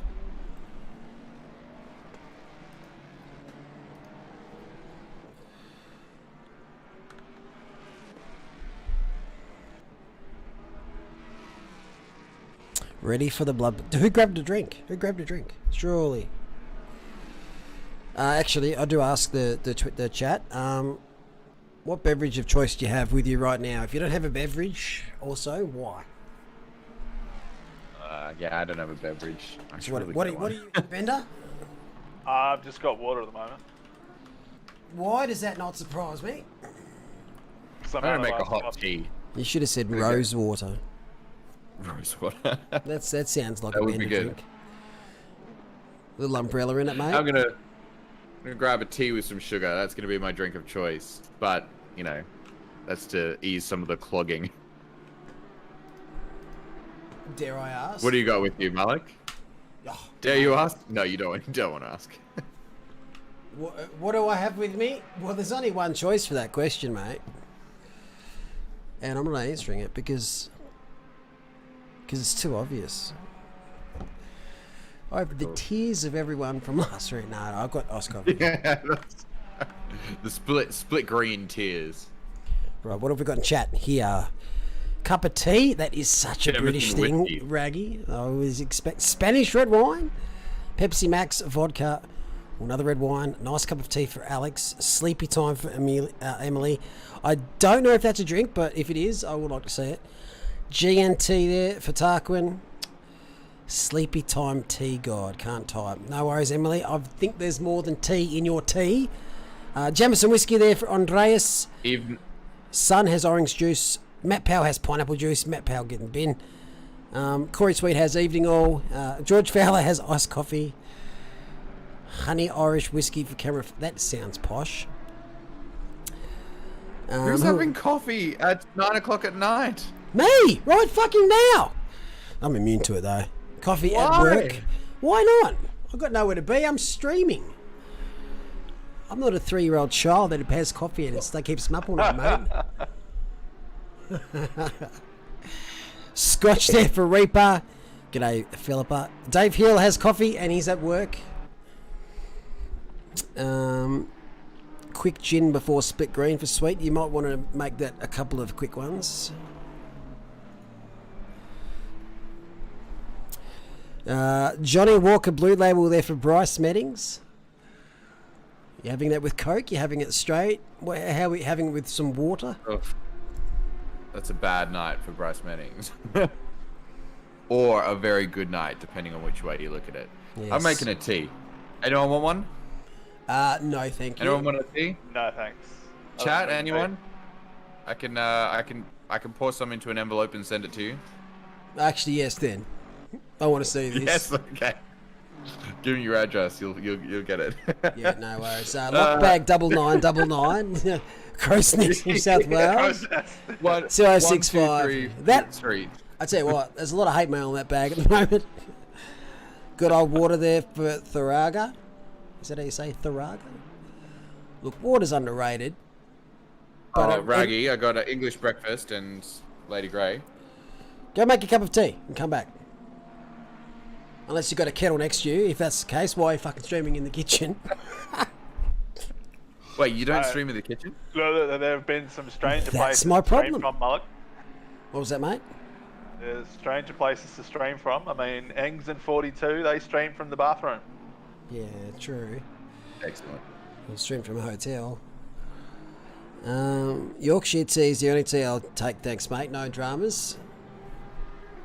Nah, don't have it, sorry.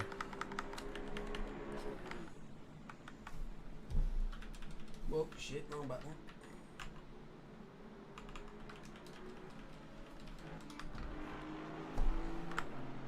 Oh, what was I going to say? Water. Yeah, water's good, except it rusts pipes and fish shit in it, so it can't be that good, can it? That's what this old bloke used to say at work all the time. I'm like, you do realise things get clean, mate. Well, that's just the perfect segue, speaking of fish, Mullock. Oh, no. Oh no, that's when you know it's good. Did you know in I'll sit down. 2014, a rockfish at the Vancouver Aquarium underwent surgery to replace a missing eye because other fish in the aquarium bullied it for only having one eye. How do they know he was bullying it? Well, other fish were bullying it. What did it go to the teacher's office and say, "Hey, teacher, I'm getting bullied for one eye"? Well, obviously, humans are intelligent creatures that observe. Other Well, animals. some are intelligent. I don't know about everybody. And they determined that the fish was being bullied because it only had one eye, and it obviously stopped being bullied when it had two eyes again. So they put a fake eye in this fish.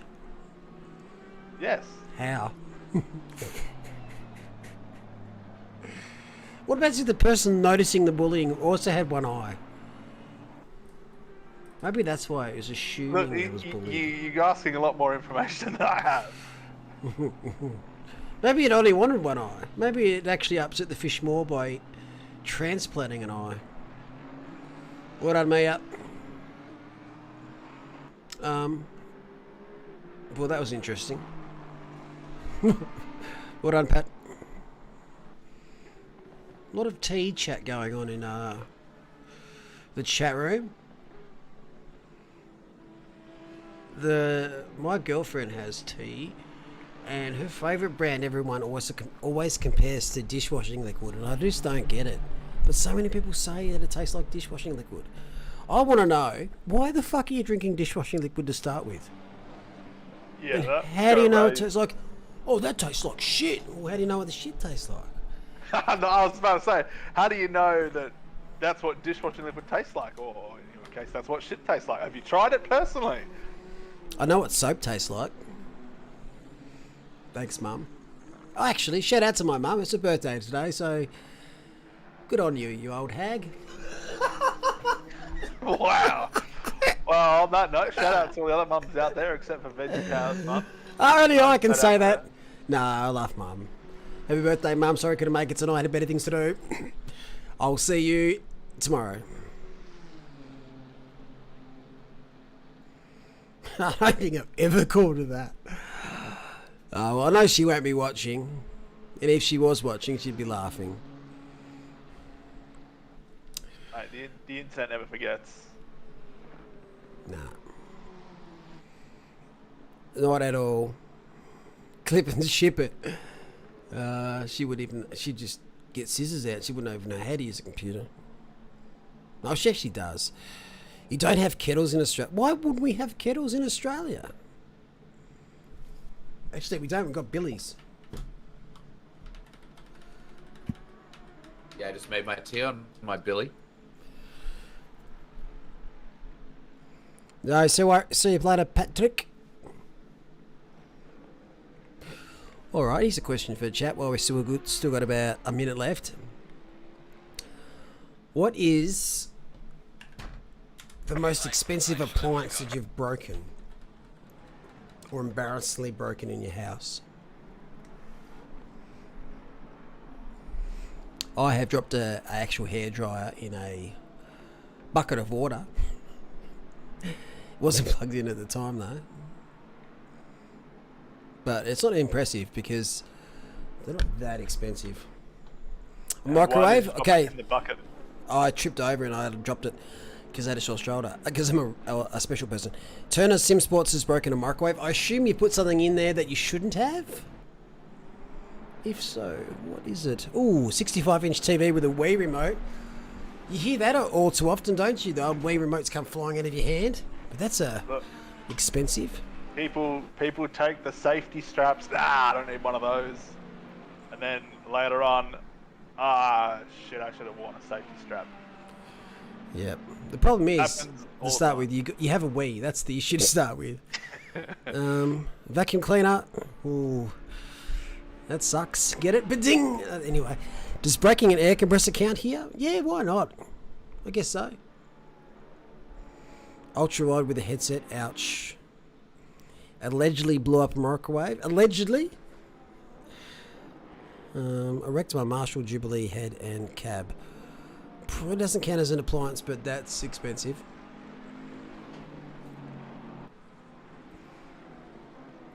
Drop one of my monitors, move my rig around. Oh, ouch. I'm just giving everyone PTSD in chat here. What did you break and are depressed about? I don't think I've really broken anything that's that expensive, like an appliance or anything. Put a baked bean cans in there with a spoon. That'll do it. Tell you what, it is interesting putting foil in a microwave. Don't try it at home. I do not recommend it.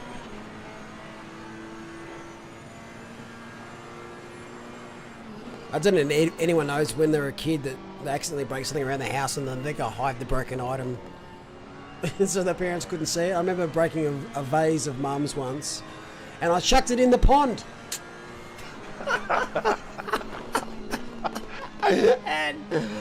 and you feel guilty for a while, like, oh, I've broken it, and she's going to find out sometime. I think I forgot about it, and then we're cleaning up the pond one day, and there's this old vase. Sorry, Mum. Hey, that's not a bad idea what I can buy for a birthday. PS2 is definitely an appliance. Well, I broke an old IBM computer when I was about 4, early 90s. A lot of people won't actually know what these things are, but there was a floppy disk drive on there, and 3 or 4-year-old me decided I'm going to put one of those old school, you know, short rectangular metro bus tickets in there, and that just blew the whole computer up. Shit. I bet you were a fan favourite there for a while. Yeah, my parents weren't happy. But I was a little kid, what can I do? Bryce, I am interested to know how you would break a toilet bowl with a boomerang.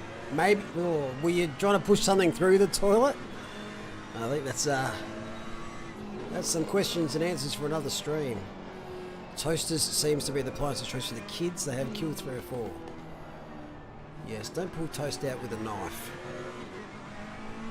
As we see the first hot lap here for Split Green, Oliver Shoesmith obviously goes P1 with a 54.5. Decent start there. Serpio less than a tenth behind. But no. Oh, Stephen tight. And then Megan D, who's been upgraded from AM class to Pro-Am. I think I haven't done enough. 54 flat. Why toast is killing so many kids.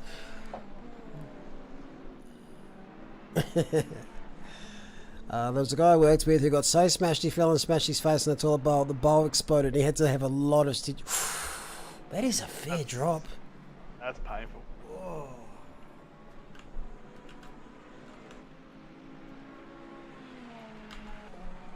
Right, let's suss out who's out there tonight. We've got 35 drivers. As we can see, there's no O'Hara. O'Hara is out injured. Probably still finish on the podium, but big chance here for some points for the likes of Adini, Reyes. Looks like Megan D is loving life here at Paul Ricard. Stephen Tye, Lucas Dowd, Shoesmith, Serpiel. Everyone likes a Paul Russell. Justin Tate is out there, which is good to see. Tatey, who didn't reply to my message, and I assume he wasn't racing. He's out there. 35 is about right. Last week, there's just a few people that have ghost shipped. So if you're signing up to a league series, there's DD 53.5. Bang. Wow.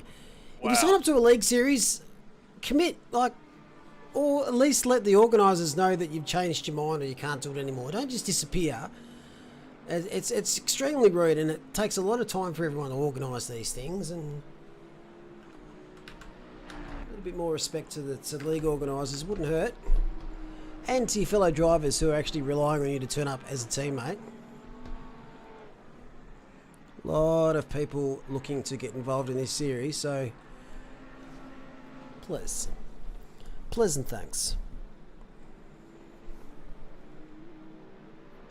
What was Bakita's qualifying time? Was it a 52.9? I think it was. It was definitely in the 52s. She was about 4 or 5 tenths quicker than Houlihan in P2. Interesting. DB and Biambi was very pacey last week. Just could have a clean race involved in a couple of things. Hoping for a better outing here for Biambi. I expect top 5. Currently 11th in qualifying, but I reckon top 5 for the race. So we've got Ronquillo, Bushell, Tim Wright, and Gafour yet to set a time.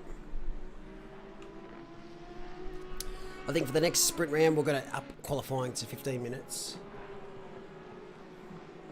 We did make one mistake. Oh, as I just caught Denny Lynn spinning there in the Lamborghini. That was lucky that they went off track.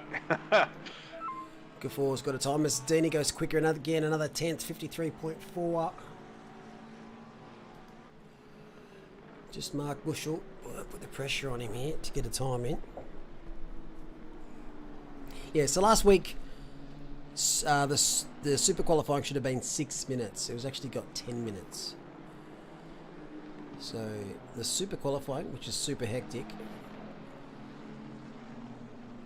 will be shortened next week. We could even just go 8 and 8 for both qualifyings. We're just going to try and get it in that 90-minute window for the splits. As Bush will get a time in here. And if so, where does he sit? There we go, 26th. Not sure what's happening here to Tim Wright. He's still in the pits. And left the session. Well, I was about to say, he obviously feels right at home in the pits. Technical issues there, probably for Tim.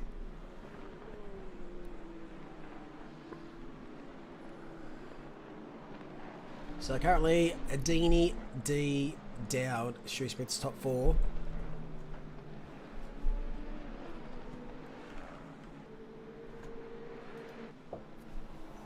Gafour is currently 3/10 up, which is might smash him into the top 5 there. Paul Russell's up to 5th.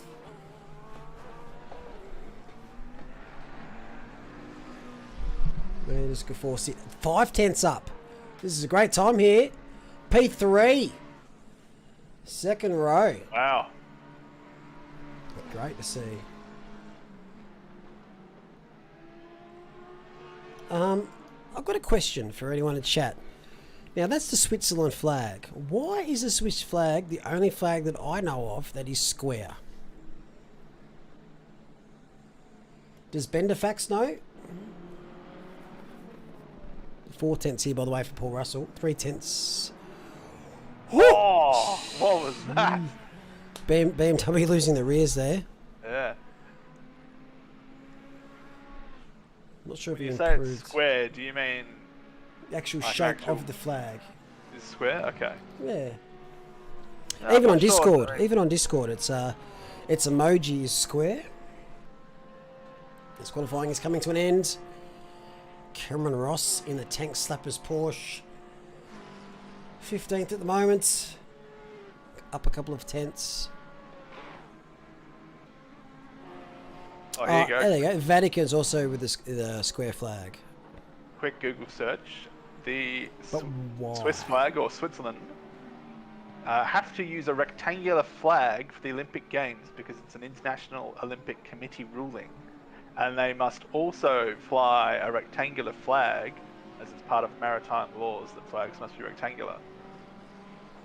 Because it's not hard to fix the Switzerland flag. You just make it wider and just keep that same base colour. Yeah. Fixed. There's a couple of fun facts about it, but I haven't found why it's square though. Interesting. And its Discord codes are CH. So flag _ CH is Swiss. I don't know, and I can't get the connection with the CH. Dini goes fastest again, only just, I think, probably 1,000ths there. Cruz up 4/10. He's going to cross the line and he's going to move up nicely to P7. Great little last lap there. Fun with flags. And there we go. Okay, there you go. It used to be, it is square because it was based on a military standard that the Swiss Army used to use. And it was actually originally green, red, and yellow. So they've taken the green and yellow out.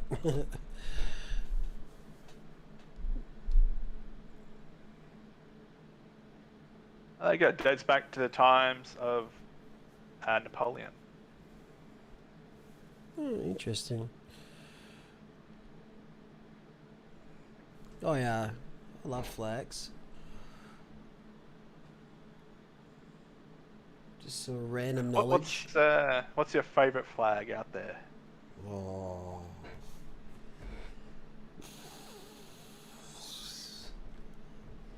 I can't think of its name. It's...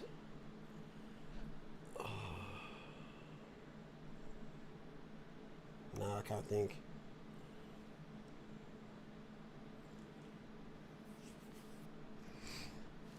What about you? Anything that's not common, no offense to the Commonwealth, but anything that doesn't have Commonwealth pirate flag, anything that doesn't have the Commonwealth on it. Well, I mean, yeah, it is a lot. I mean, personally, I think a lot of flags are just boring when they're just three colours. So I could be getting this wrong, but I think it's Guam has a flag on there, and they've got like some little beach scene with like a boardwalk or like a jetty, and then there's like a boat and a couple of palm trees. I think that's pretty cool. It's a bit different. Yep.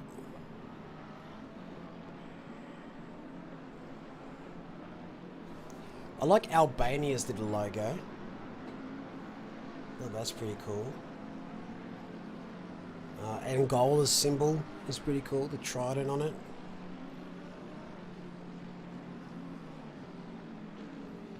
A few flags trigger me with OCD though.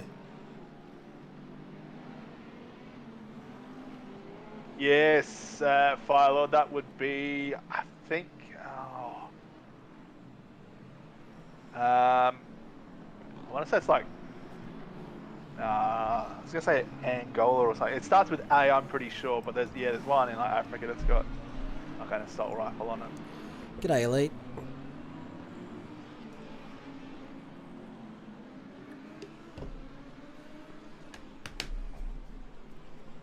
Those that are watching now, whereabouts in the world are you located? You can I just thought Alex responded to say Nepal. Callum Gibbons, his favourite flag is the Finnish flag.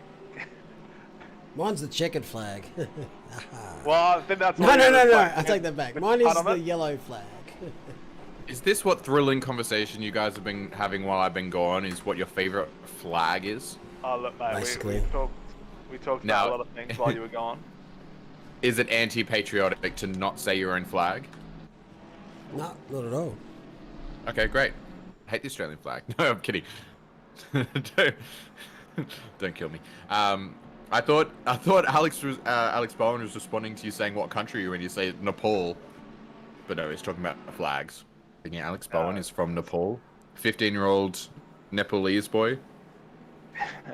We started talking about fish. You missed the whole fish fact. Of course you did. What else are we going to talk about? Yeah, well, naturally, I had 9 minutes to film, mate. There's a whole few facts you can get in there.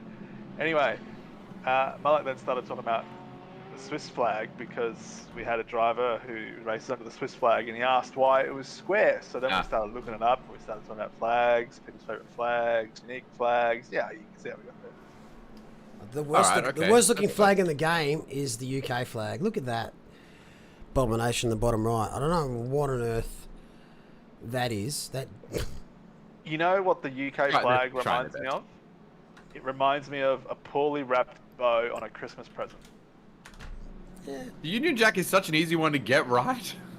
to put on a little symbol like that. That's like the easiest one. Now there is a race going on. All right. So, do you want me to call it, or are you guys going to call it? You take us away, mate. Fucking Christ.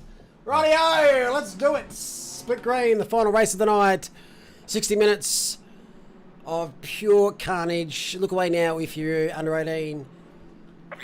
Green light is away. Lamborghini's had a poor start there. It's going to be eaten alive by that Audi. They're 3-4 wide. The Nissan is streaming through the field there. What a jump. Nice little dive. We wait with bated breath as we try and negotiate the first corner. That Nissan had a great start. Has spun the Lamborghini in the background. Has collected a few cars there. 4 wide, 3 wide. Audi's absolutely everywhere here. So far, no safety car. The Aston Martin has, I think the Porsche is just off this. Yeah, looped it on itself there and is becoming a little bit of a roadblock. There's an Audi facing the wrong way. That is a very bold strategy that I'm not sure has ever paid off in racing ever. But hats off to that person for giving it a crack. Oh, there's car parks galore here. I reckon we're going to see a safety car. And I'm pretty sure we have. There we go. Car has deployed. It is rolling out of the pit lane. And this is why you call split green, mate. Yeah, look what you do. Look what you've done. Look. Split green, never change. Well then. Well then. Well, it was just... Yeah, it was messy. Alright, I'm going to grab the replay. So, we wait to see who are the big winners and losers from the start. Of course now, no pit window. You cannot pit until 1 lap after the safety car has ended. So, you got damage. Is that right? You can't it follow out. the Yep. safety car in? You cannot follow the safety car in. You must complete 1 green flag lap before you can pit. Looks like I misunderstood the the OOR updated document, which I did read. I hope everyone else has read the updated regulation document for Season 6.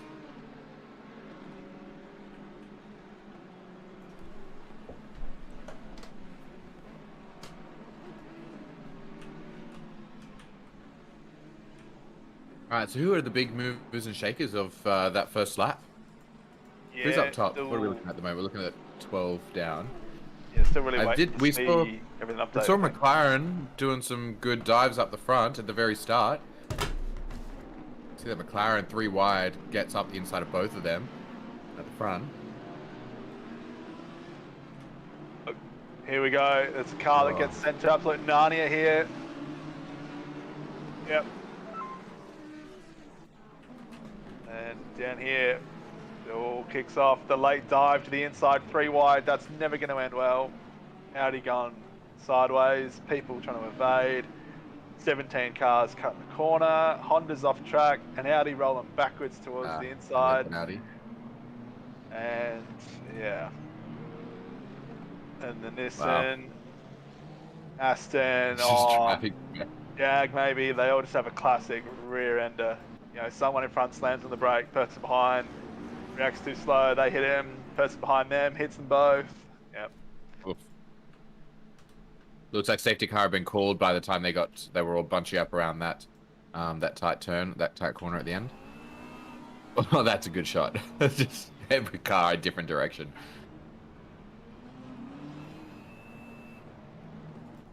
This is what sadness looks like.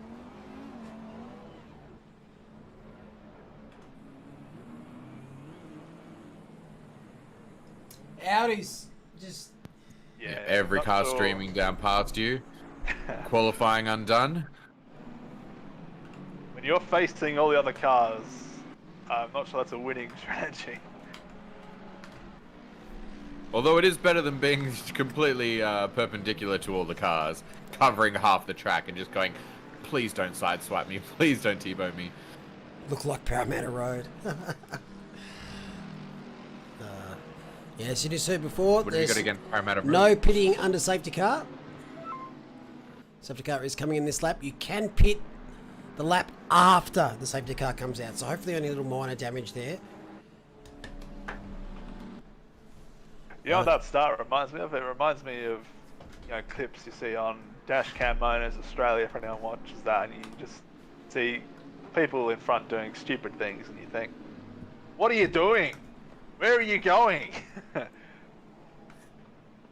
Yeah. So correct me if I'm wrong, but if you do have significant damage, the rule is that you need to actually teleport back to the pits and suffer the in-game penalty for that. Is that correct? Yeah, basically. Or am I way yes. off? No, that's correct. Yeah, okay. Generally, you don't want to do that unless you've got black and orange flag. And if you've got black and orange flag, your race is in trouble anyway, because that is significant damage. Probably like 3 minutes. If you've got like damage. a minute damage, yeah, if you've got like a minute damage though, and it's, you know, it's shitty to drive, but it's not undrivable, you still have to wait until that lap after the safety car. Is that right? 100%. In the safety car lap, you shouldn't be worried too much with damage. You should just be able to handle the car still. Just take it easy the one lap afterwards. The safety car is coming in now. So hopefully everyone read that announcement we posted today, just clarifying the pits as Adini pulls away. Safety car is in, and we resume here for round 2. See if anyone was caught napping a little bit. This is probably our closest battle. Oh, there's 2 wide in the background. But much better single files here to restart split green, as we have to think of us stewards. Justin Tate's looking very racy here at Paul Ricard. He's got Biambi right in front of him. It goes deep on the brakes. This is a very tough corner to go too wide. He's going to do it. He's done it. But Biambi's going to send it, and he's not quite. I think Tate's tried to cover it off there to not get hit and gone a bit deeper. I think he was being pretty cautious. I think he expected the Audi to dive there, so he's taking it a little bit wider. He's going to be mugged down the straight. Absolutely mugged. There's the Mercedes there in the background. Don't know who that was. One. Oh, no. Oh, no, here comes 2. Oh, they're going to try and squeeze. There's no track there. Don't think you can get away with that. They're 4 wide down Mistral. That is a terrible, split terrible green. idea. Split green's choosing Never death. Is it change. Cones racing them down the straight? Oh, Never changed. the Audi lost out to all of them. Wow. Wow. The Audi was like, yeah, I've Wow. got this position. Loses 2 in the process. Every single one of those 4 cars just changed position in that turn. I think we've got to stay here for some time, actually. That cone travelled about 300 metres and at pace. You'll love to see it. Split green, never change. Never, ever change. They pulled it off, though, the 4 wide. The Nissan, though, you got to be very careful using the track that they did there. I'm not quite sure that's a legal move. If there's no space, it doesn't mean you can create your own. Each year, each season, we assess who are the ballsiest, craziest drivers. We just shove them all into this one split green, and just see what chaos ensues. Okay, I'm kidding. We don't do that, but I think that's probably being a little bit harsh to the split, mate. Why aren't you racing in this split then? Oh, because I wasn't available that day. You tried to put me in there. Actually, you did. I was in split green. It's actually called Split Samwise until we changed it. You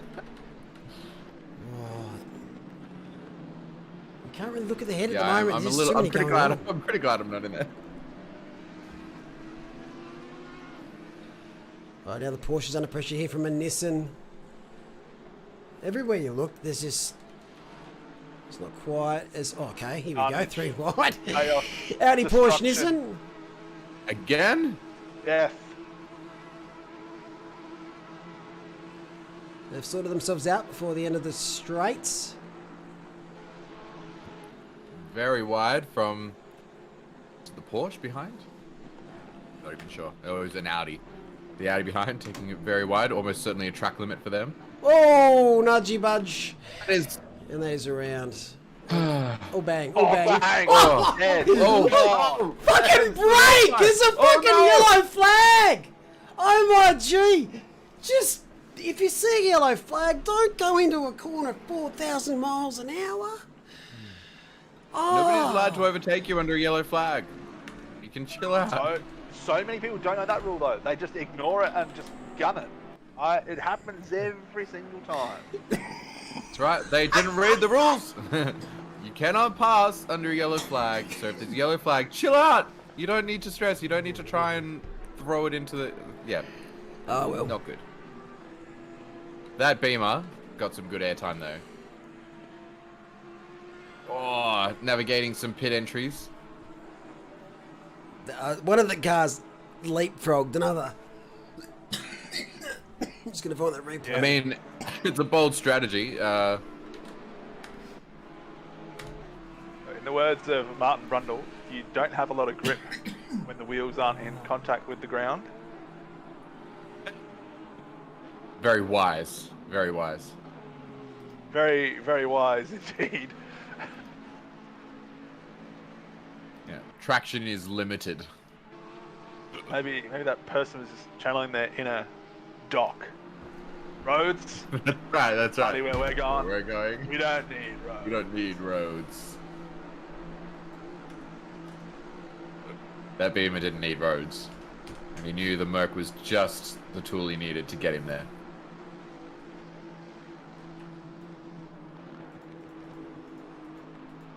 You got to be careful on the inside of signals as well, track limits. I've been pinged way too many times in practice races for cutting the inside at the end of Mr. Straight. Yeah, it's very easy to do. You just accidentally turn a little too early. As we cut to a replay here, this is gonna be something. Where's that Beamer? Oh, he's coming. He's... No, it's the wrong one. There he is. Just, you know, tail slide across the back of the Merc. This is the mounting position, kids. Ooh. Merc tries to... GT3 cars are made. Good camera work.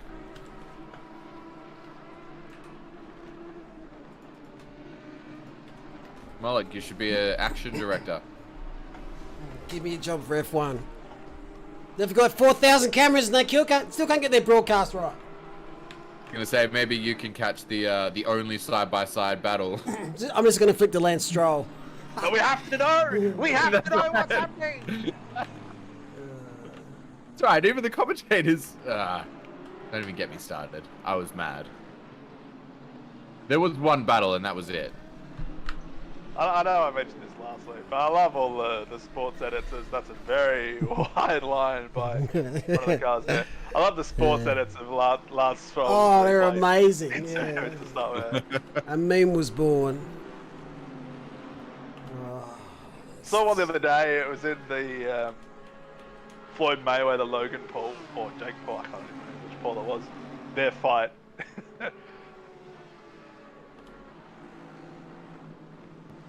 I didn't watch it. I didn't go for that junk. No, I Didn't never go to saw. watch Floyd's payday. Apparently he knocked Paul Apparently. out, and then he was like bear hugging him for a few seconds though to like stop him from falling down, so the fight would go on, and they'd get more money and like pay per view or something as the Nissan rejoins. That's surprising.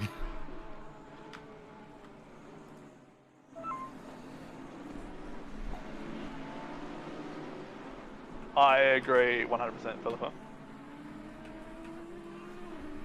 Was that a penalty that just handed out? I just missed it. Tell you what. No, I haven't seen one. Green supplying the goods again. So we're going to go split screen for a little bit because there's just so many close battles going on and I don't want to miss anything just yet. Is that all Pauls? Paul Rudd? Paul Cranich? No, we like Paul in the Cranach. bin? We like Paul Cranich. Hey, Philippa doesn't. Philippa wants Paul Cranich in the bin.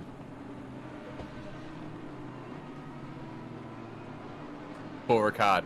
Thanks, Raggy.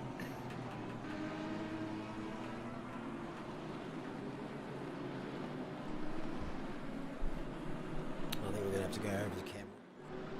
Just Aston on Aston. I think. Amir Azik. Watch this become 4 wide by the end of the straight. Because split green never disappoints. Here we go. The Astons are trying again, but the Nissan is just a rocket in a straight line with no slipstream. Oh, they've come close.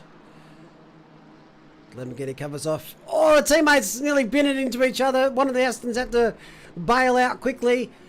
The Nissan's gone extremely wide at the front.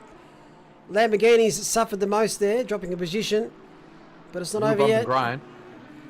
Justin Tate getting his money worth. Oh my goodness. 3 Nissans. That's an interesting one. Interesting one because that's I mean, obviously he has to avoid contact coming. You know, he's gone for the inside and he's had to switch to the outside because he was blocked. But I mean, that's almost doing a double move, is it not? Oh, as he goes, tries the inside line into the final turn. You just don't get a good exit by doing that. And here is a 6-way battle now. Thanks to that little bunching up. Very feisty. So would that count as a double move under braking into a turn? I'd have to look at Teammate on it. I'd have to look at it again. There's just too much going on. And he's send it on the other Aston. Wow. Around the outside. Dive bomb Datsun at it. But that was fair. This goes through. That was very fair.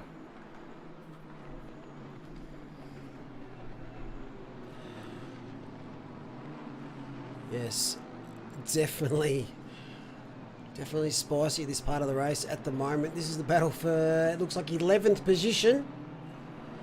Adini leads the way, 2.7 seconds clear of Megan D, who leads from Lucas Dowd. That's the podium at the moment. Pro-Am's dominating early here. I expect a few class changes in round 3. No, we don't care about the podium at this point. We want to see this 6-way battle here. P12. Justin Tate. Ultimate Sacrifice on Twitch if you're not following him. He's actually haven't been able to stream much lately due to the lockdown in Melbourne. Too wide at the end of Mistral. Oh, that Nissan's done a great job to hold the inside. Here comes the Lamborghini though. Oh, bit of a touch. Oh, contact. Oh no! Oh,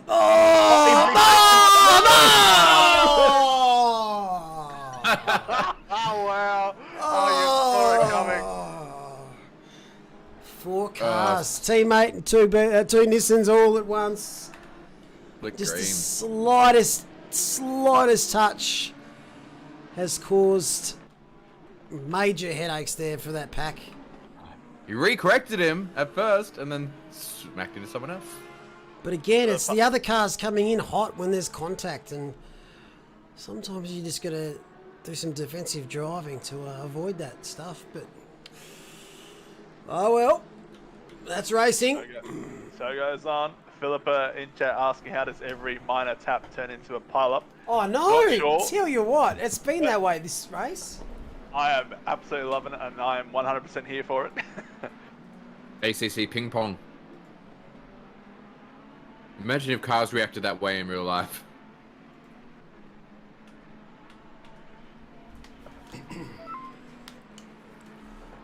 Oh, stop go 10. That's a fair penalty. Fair whack there. Car Yeah, 87. big whack. That 4, that was a little while ago. Let's go on board again with this battle that just happened last lap. Lambo comes across the inside. Oh, tries the switch back across. Oh, that's just... Recorrects him, slams into one, slams into the other. We've got a little paddock of cars going on, just spectating. Oh, look at this. They never learn, do they? This is for P5? This is for P6. Russell on Reyes. Well, that's a Okay, wide one. line on the right-hand side there for that Nissan. Dipping his wheels into Belgium. Oh, that's a high line from the Beamer. Don't want to get caught out there.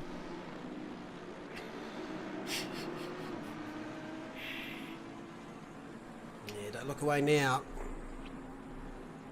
We're not even 20 minutes into this race, and we've had about 15 splits worth of incidents or drama. But as you were saying, it's the smallest taps are causing absolute carnage.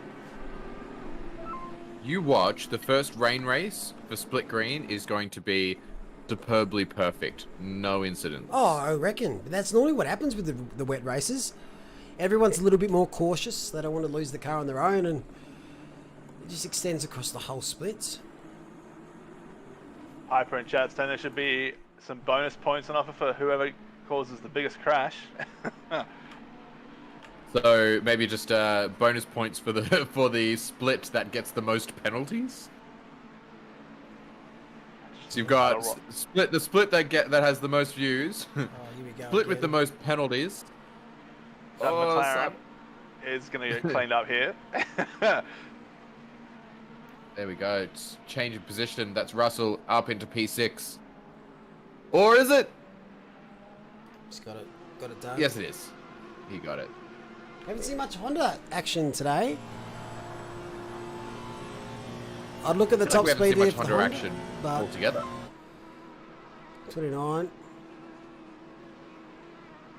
15-second penalty for unsafe rejoin. On lap 1, the stewards are still catching up. Might take a while before we see what happens with that incident. Witherburn's got a 15, yes. This is what we were just looking at. Oh.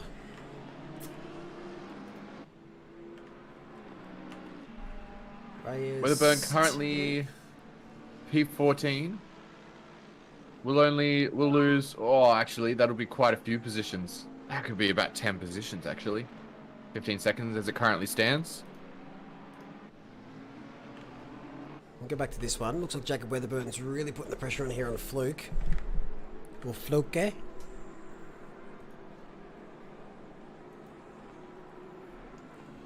Just around the outside. The McLaren's gone way too deep under brakes. Can the Audi capitalise? 15-second penalty for 95. That was Justin Tate from memory. If I remember Yes, his the Audi number. gets it.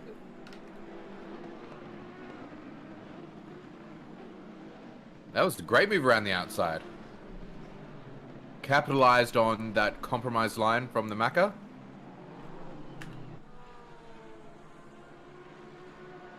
See top speed. Oh, he's just got a bit scraggly there. Exiting onto Mistral, which will cost him a lot.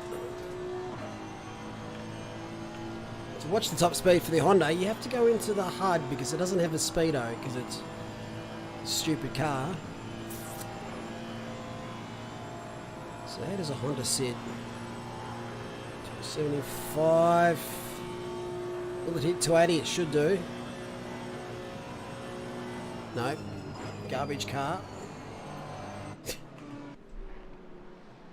Whoa, just in the background you can see. Whoa, an that Audi. was an Audi. Flying across the back.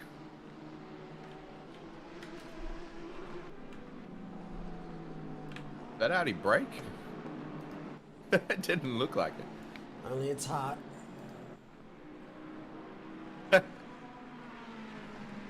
So Danny 2.9 up the road. Gaps has just started to open up. Audi tings. Don't forget the right Audi tings. Where's right? Right on white bread. As Right decides to, he doesn't want to be on stream, and I'll pit for that. I find that Audi Tings thing.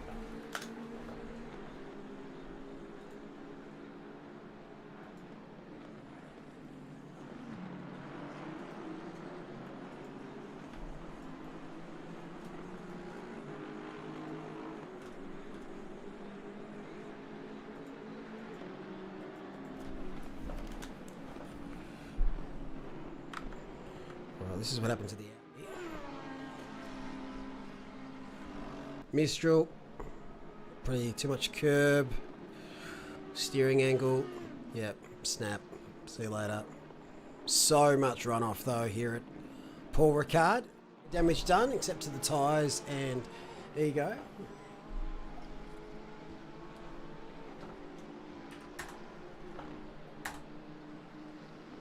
What other battles do we have? I was disappointed that 5-6 car battle we had came to an earth-shattering halt. Although they're probably back on track together. Given the way they all speared off together. Possibly. I watched it a bit further afterwards, and as the two Astons were coming back on track, they've collided again. And Justin actually spun another time. It was just Benny Hill music sadness. So our current leader, Daniel Adini. So just for a bit of context in the championship, so he's back in P13 after finishing 38th in the second race last round. So he's currently set to take a big haul of points. Andy O'Hara, not in for this one, not in for this round. But he is 120 points ahead, I believe, of Adini. How many points on offer for a whole round? You'll know. It depends on. It's 150 points for the win here. 150 points for the win. So after a bit of a, I'm sure, very disappointing round one for him, he can start to claw his way back and fight for that championship lead. It's only early days. He didn't Early actually days. finish the second race, Adini. Had some dramas. That's really unfortunate to hear. But he had a good result, I believe, in the first race. Yeah, he was third in the first race. We'll just take a quick little break here if this wants to work. I don't think it will. No, it won't. Never mind, mate. Ferraris though. Reyes with a bunched up. 10-second penalty. Have we seen that one? He's had that for a while, has he? Yeah, he's had it for a while.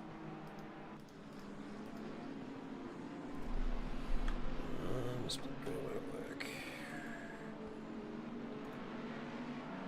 Those gaps were all pretty big. Split Green's deciding to chill out for a bit. Coming up to the pit stops.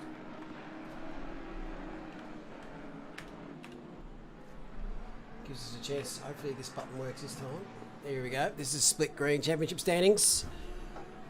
Prior to this race, O'Hara leads the way, 161 points, picked up 4 points last week. Reyes, Serpiel, Liao, Karud. See Megan D was at AM class, so has moved up to Pro-Am for this time around. And Nadini there in the 13th position. It's going to gain a lot of points if you can keep this up over the course of this race. And as the next page, see all the way down to P46. A few drivers yet to participate so far. A few people yet to score. Points go down to P30. So you've got to finish in the top 30 to get points. Also, it's hard to get points when you're not on track. So, That's a great little graphic. Nice work to those who put that together. Scout, was it? Yeah, that graphic was Scotus. Standings and results of myself and Cameron Farmer. And alcohol is supplied by our sponsor to our stewards, who hopefully are still there. Andy O'Hara's in the comments. Andy, so we hear you're 1 foot short, but I think that's a pretty poor excuse, if I'm honest. What gives? Yeah, fresh on pad. Don't Left listen to him, footed. Andy. Accelerator brake with left foot, you know. People do it in road cars. 1 foot for both. You know, map a new accelerator or something. I think it's just excuses. I think you were just too worried about losing. Do you honestly Okay, believe the shit that you're saying, Sam Moss? Andy, don't hurt me. Please still provide me with setups. Blue flag there. So Russell had a great round last week. Has just decided to pit. At the halfway stage here. Have we seen Cameron Farm? Oh wow, there are the pits here, bit of action.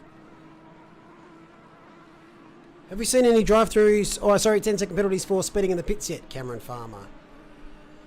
So I don't think I've seen one last race. Could be wrong though. Oh, I know we saw a couple of 10-second penalties, but I think they were for collisions.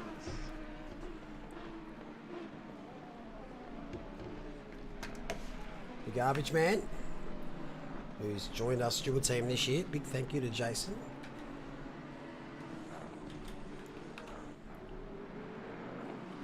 So, what's your favourite livery so far, chat?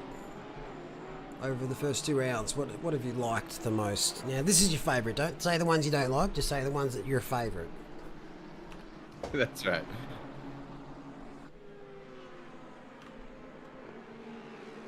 What's your favourite, Mike? Oh, that's a good one. I really like the Ferrari. I think the Ferrari suits that yellow so much. It's hard to go past the Porsche one. It's pretty historic. gotta say, I really like the Audi. I really like the orange and silver Audi. Yeah, 2 times split yellow. Oh, there you go. So they did have speeding in the pits. My bad. Here I am just being wishful. So the Audi's got a few votes. Honestly, I like all the liveries. Big shout out to Fabio for putting together 10 of the 12. The Jaguar pretty much painted itself, and I did 2 of them. So team effort there. I really like Honda. Reminds me a lot of the Castrol rally cars from the 80s and 90s, liveries in there. But for me, I'd probably actually say the safety car. I reckon that has the best livery. That just looks mint. Yeah, purple and yellow just seems to work for that car.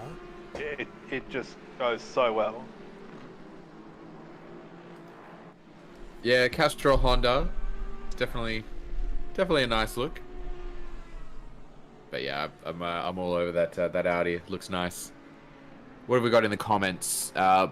Bontley is subtle but nice.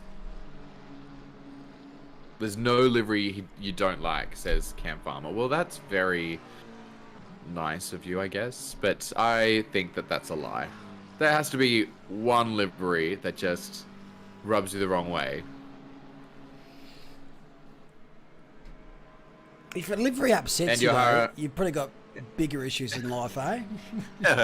That's right. I can't sleep. Andy Fucking hate says, Lambo. With his injury, he doesn't know if he could get out of his rig if he got into it. So there's the latest excuse from Mr. O'Hara. Oh, I've got sympathy for you, Andy. Don't listen to Sam Eyes. Ankle injuries suck, especially if it's in your brake foot. Oh, I reckon Which foot is it, Andy? This is our 3rd one. Yeah, no, I do have a bit of ankle injury experience. I will sympathise with you a bit. I did have to get surgery on my right ankle. Sounds like excuses, And being an Sam acrobat, Eyes. that's not a... yeah, being an acrobat and a stunt performer, having an injury on your foot is particularly awful. Ah, it sounds like an excuse, mate. Sounds like an excuse. You did this to yourself. Hey, I'm racing. What are you talking about? Excuses. Left one.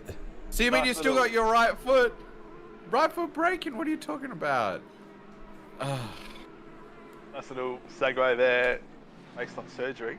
Did you know that roughly 1.6 million people around the world every year have surgery to remove a 3rd nipple? Jesus fuck. I Is that all? met somebody who has I was told that somebody I knew has a 3rd nipple the other day, so didn't realize how common that was.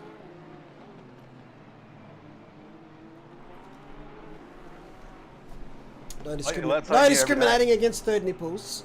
If anyone out there has a 3rd nipple, then you do you. My favourite saying in the world.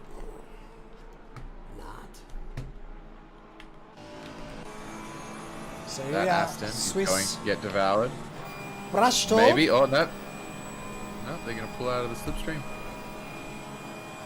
I guess Porsche doesn't want a piece of it.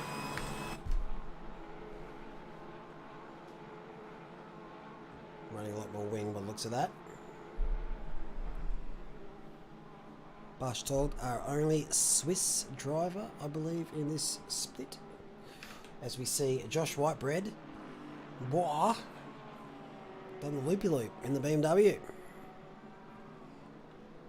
If in chat there for Josh.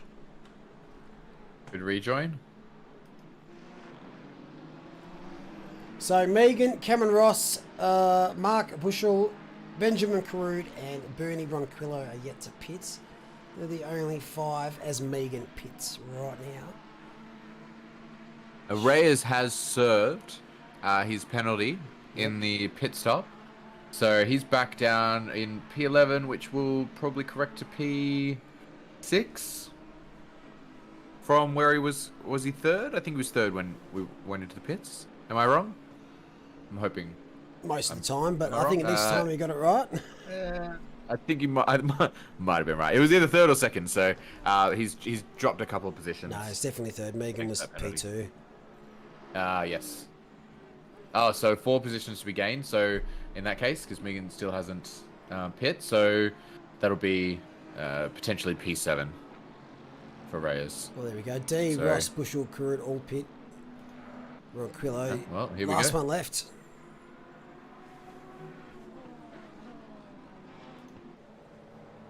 Out of the box now. Adini, where is he? He's already at turn 1. So commanding lead there for Adini. Dowd crosses the line now. Currently P3. This looks like D in P1. I think that was a change for the lead. I think Megan D just overtook in the pits. No. No, Danny's way ahead. No. Dini's way ahead? Way ahead. Nope. Alright, never mind. Look, I got excited over nothing. I'll just see myself out. See you, mate. Need more tea. Bye, guys. Thanks for joining us this week. Same us. Yeah, you're welcome, next week. guys. Dowd's made some gains though. Up to P3. Not too far back from D. Shoesmith P4. Just see them fanning out. Now Bernie's in the pits, so everyone has now completed the mandatory stop, assuming Bernie does put a new set of tyres on. A full set. Now I'm really worried that he hasn't, and this is just going to be the biggest shame moment for Bernie. No, I'm not drunk, Andy. What are you talking about? I'm just sick, but I'm still going to race tomorrow, unlike some of us.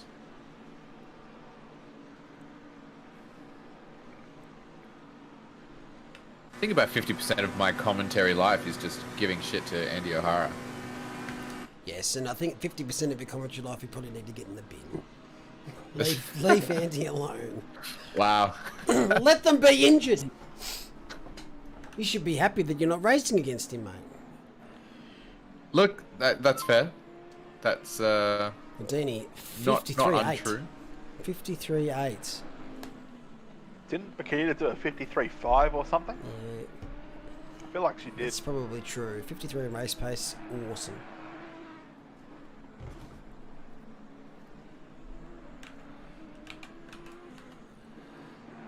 G'day, McFriedlich. How are we? Lovely weather. It is out on track. Not so much outside. Gonna say pouring with rain here. Don't know about you guys. It's beautiful where I am. No rain at all. It's very windy here, actually. Not really raining. There's definitely the change coming through. Yeah, I want to see an addition to ACC where the weather is real time. We just have whatever the weather is on track at the time. That's the weather. So what? Every single fucking night race for Asia Pacific then? that's right. No, Or sorry. early morning. No. Nah. Keep you can keep your. It's just precipitation levels, not day or night. No, that's cheating. Now Game- you've just changed the whole goalpost there. I was sure Oh, a game tried that, alright. but didn't. Yeah, there I is wanna a say, there is like, a game. One of the Gran Turismo games or something, or No, something it's, like that. I think it's like MotoGP or something. Who does Okay. it? Yeah, where it's you one of like check real weather and it puts whatever the actual weather is now. Yeah, In that track. but it doesn't. I don't think it necessarily does the day-night time stuff because obviously that just it means just that does like a we're going to be racing. or whatever. We're just going to be nighttime all the time. Although, what's time at Circuit Paul Ricard right now? It is Like lunchtime. Yeah, it wouldn't be too bad. It's currently 31 degrees, so not too bad.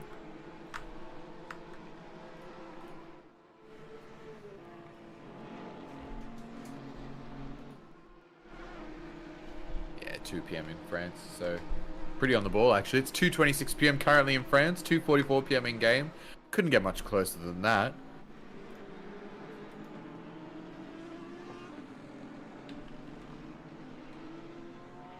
In fact, 30 degrees on track, 31 degrees in real life. I'd say we've done a pretty good job.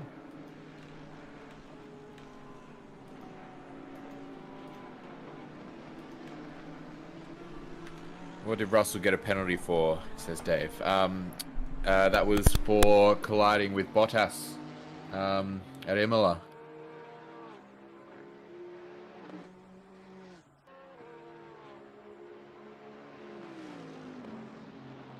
No, I'm kidding. I have no idea. Where's Russell? I can't even see Russell on the...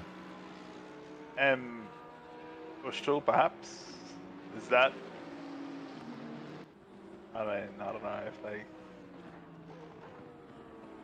got graphics turned down low or something.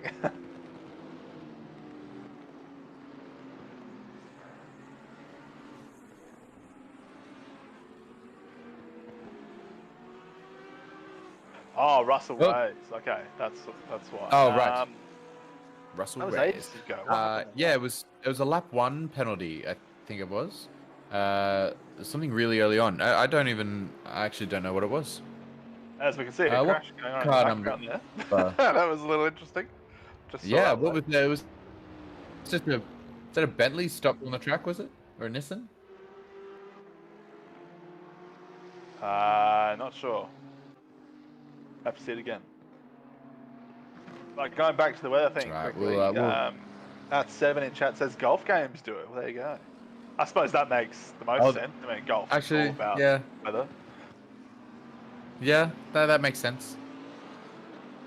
And I feel like it's not, it's probably one of the easier things to do, right? Rather than trying to sort of map your own weather, just, go and steal it from an online weather forecaster.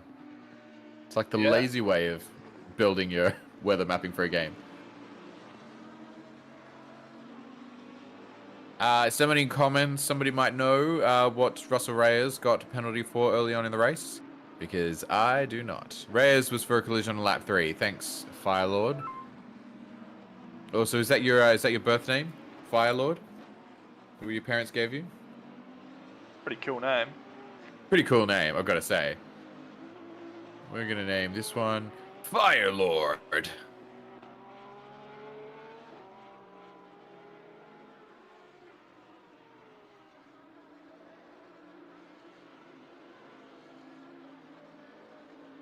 Alright, so Lamborghini on a Bentley. There should be a Lamborghini should be gaining a fair bit, depending on how close they were.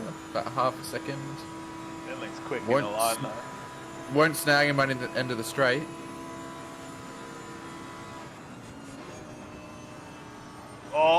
Big tank. As the Bentley gets...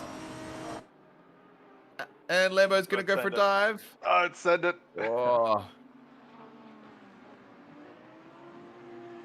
Yeah, looked like a good opportunity. It's nearly a disaster.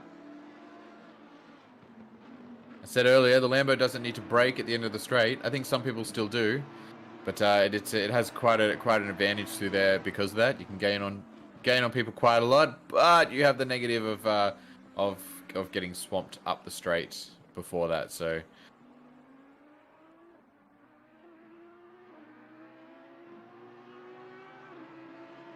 Oh, this is a nice tight battle. Both get a clean exit out of the final turn. And they're a couple tenths in it. If he can get a little bit closer before the start of the straight, Sam Wreck in the Lamborghini behind. That could spell trouble for the Bentley in front.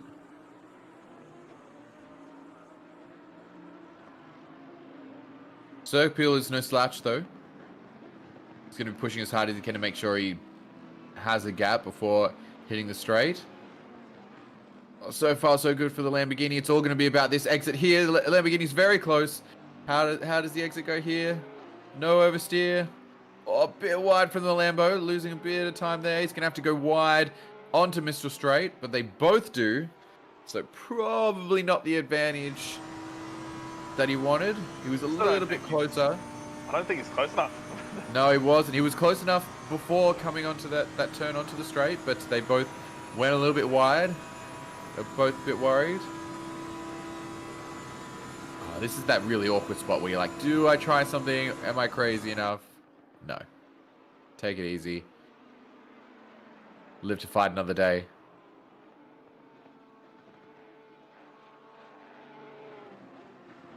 That Bentley's getting very squirrely on the exit there.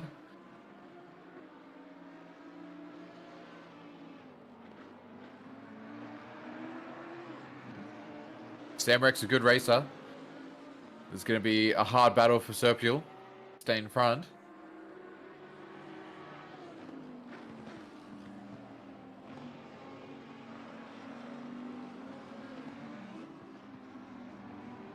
Oh, good line from the Lambo. Much better line than the Bentley. This is going to challenge into turn one. Very, very tight coming down the straight. Which side are you going to pick? You're going to pick an inside dive or send up the outside? Either one can work if you can force them to defend on the inside.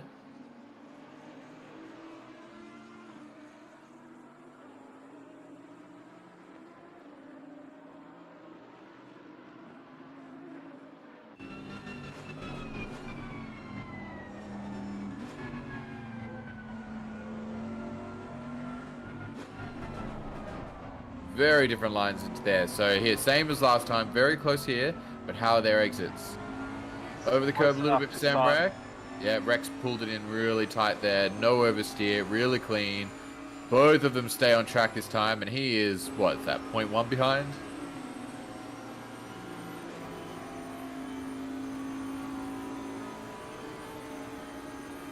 Oh, he's going up the very narrow inside. But see, he's lost all of his slipstream, so he's not gaining anymore. That Bentley is really hanging him out over there, just to make this particularly awful for the Lamborghini. That might even be a track limit there. It's very sensitive on the inside. And we go again. We go around again. So it looks like even if the Lamborghini is right in tucked behind him, it doesn't even look like he can get the Bentley up the straight. Yeah, it looks like Tyson's just got the pace at the moment. Obviously, we've seen Tyson in reverse grid races. He's a very, very tough customer to pass. Absolutely. That Bentley is doing itself a good job. I was in the Lamborghini myself 2 seasons ago, and it was particularly awful up the straight. I'll pat myself on the back though, because I did win the 2 races here in my split in that season. But that was just because I knew it was so awful for the Lamborghini. I just pit straight away and just ran my laps in clean air. It was the only way I felt that I could do it in that car because of how bad it was up the straight.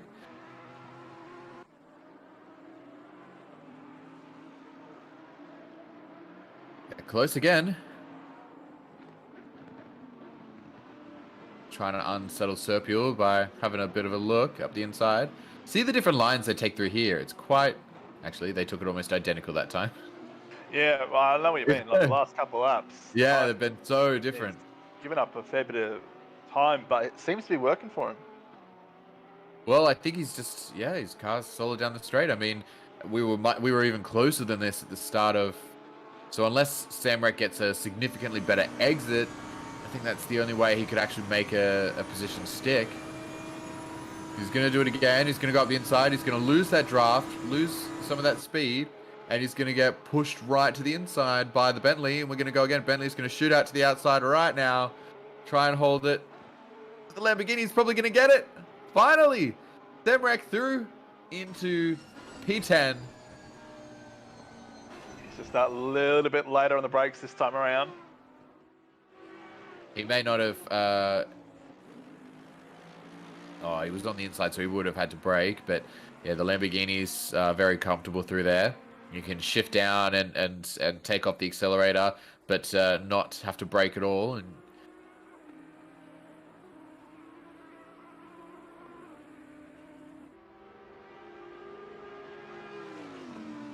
is there other fight? This is for P6? Yeah, P6. So for those wondering in chat what's happened to Malik, he's having technical difficulties at the moment with his mic. Hopefully he'll be back for the end of the broadcast, but not sure on that one. Technical difficulties. Please hold. Yeah, please hold. We need some of that holding music. Just cue up elevator music, yeah. Elevator music, that's right. He gets to focus on being the best damn race director that F1 ever saw. Not that that's hard. He just wanted to be the very best, like no one ever was. That's... Shout out to everyone who gets that reference. all the 90s kids. All right, this is your test, Karud. To catch them is the real test.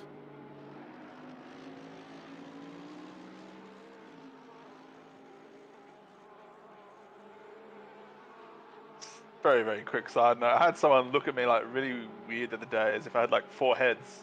Because I told them I don't use TikTok or Instagram. And they were like, no. All right. Well, what?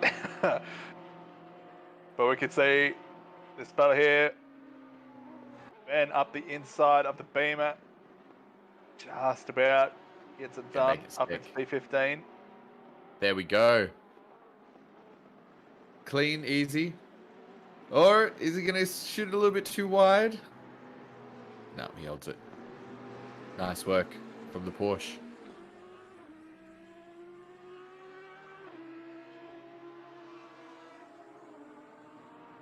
That is Ross up into P11. So that is Serpio losing out on another spot. He's not enjoying the end of that straight.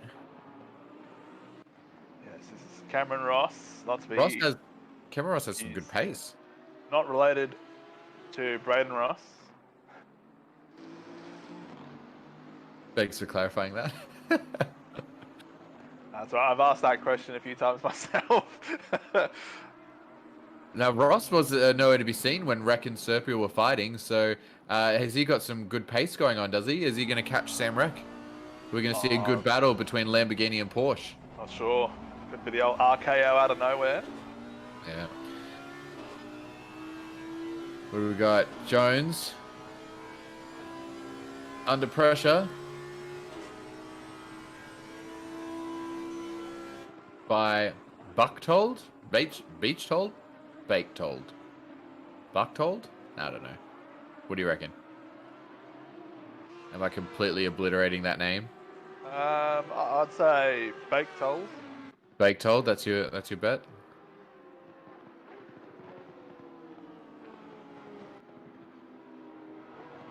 Cameron Ross, 1 second behind Sam Rek now. So he's definitely gaining.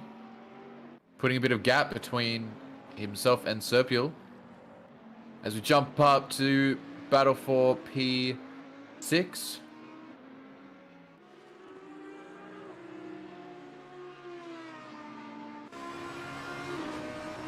Ty chasing Rays. Just under 7 minutes to go. What's that? Probably four laps maybe, depending on where the leader is. Well, credit to Split Green. The back half of this race has been clean. I mean, they've all spread out a little bit, so none of that 4 wide schmozzles into Cygnus that we were seeing in the first half of the race. Yeah, it's been diabolical early on.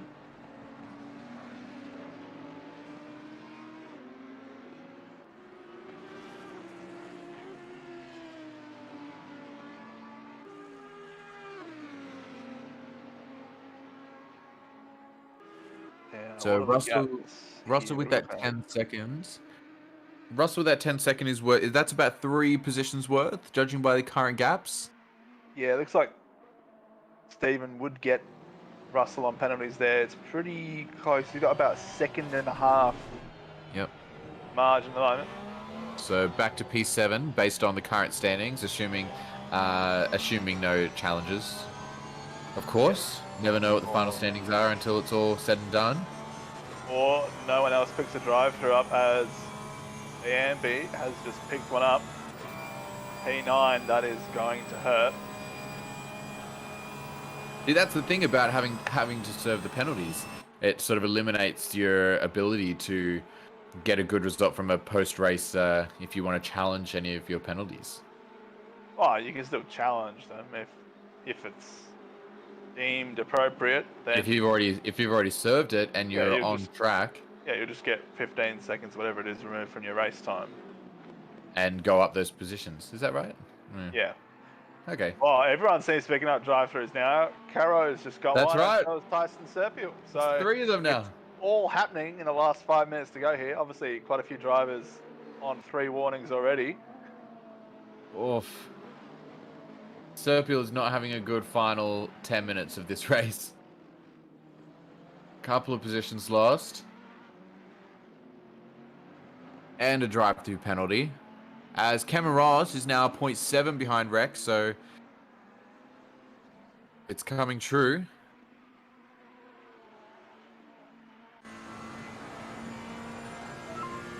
Ollie Shoesmith battling for P4, but based on the penalty, he's going to have it anyway.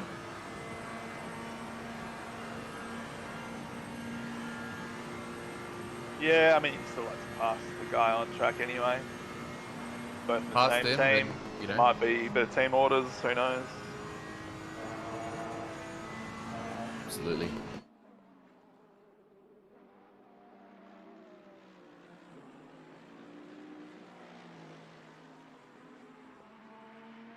Although, if you're fighting for that P7 position, you probably wouldn't want to be giving away your having to ease off at all to let Shoesmith by. As you said, there's only, what, about a second and a half or so in it for Russell to gain another position. And, you know, there's a lot of points on offer for that too, so...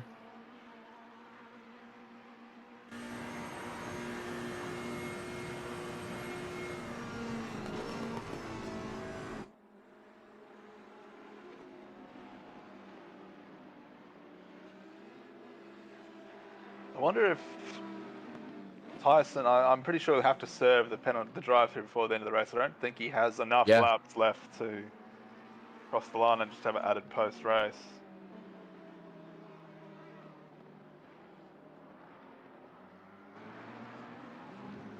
No, I'd say not as well. But what's the post-race penalty for a drive-through? Off the top of your head? Do you know? Oh, I think it gets converted to like plus 40 seconds or something. Depends on the track. so like at Spa, it gets converted to plus 80 seconds because that pit lane is just pit lane is so long. Yeah. You don't want to get a drive through a Spa, and it's actually quite easy to. So that's. Here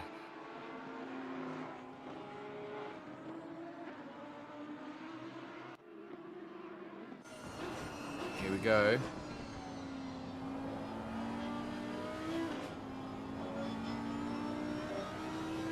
The Cygnus battles never disappoint. And this is BMB.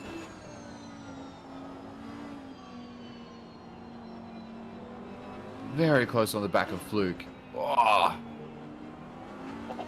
That is Yeah. close. Too close for comfort. So close. All right, man. The leader is on the final lap. Coming onto the straight, let's see what the Audi's got against the BMW.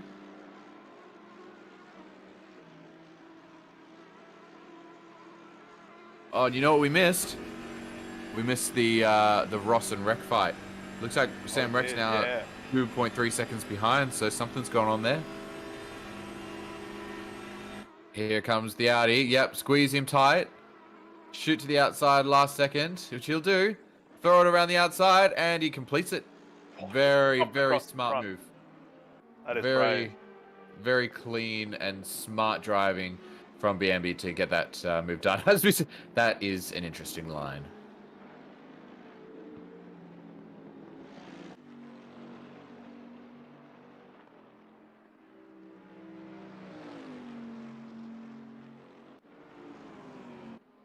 Oh, so tight. And track limit for the Bentley. Let's hope that wasn't his last one.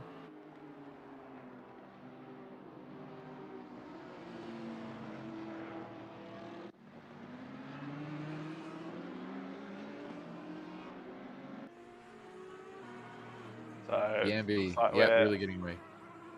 Last lap of the race. Where's Zadini on track right now? There he is. Yep. Yep. So this will be Yes, the it last will lap of the be. race. Coming around.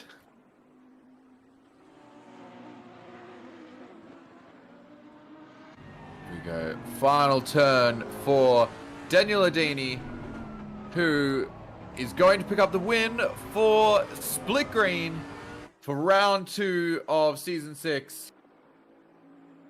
The leader has finished Full the race. points for Daniel Adini. Megan D is going to come home in P2.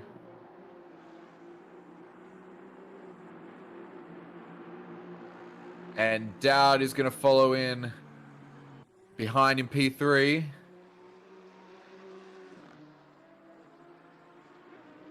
And that is our podium. Now Russell's going to come across the line in P4, but 10 seconds is going to be added to that time. We're thinking it's going to be a tight battle for that to be a P7.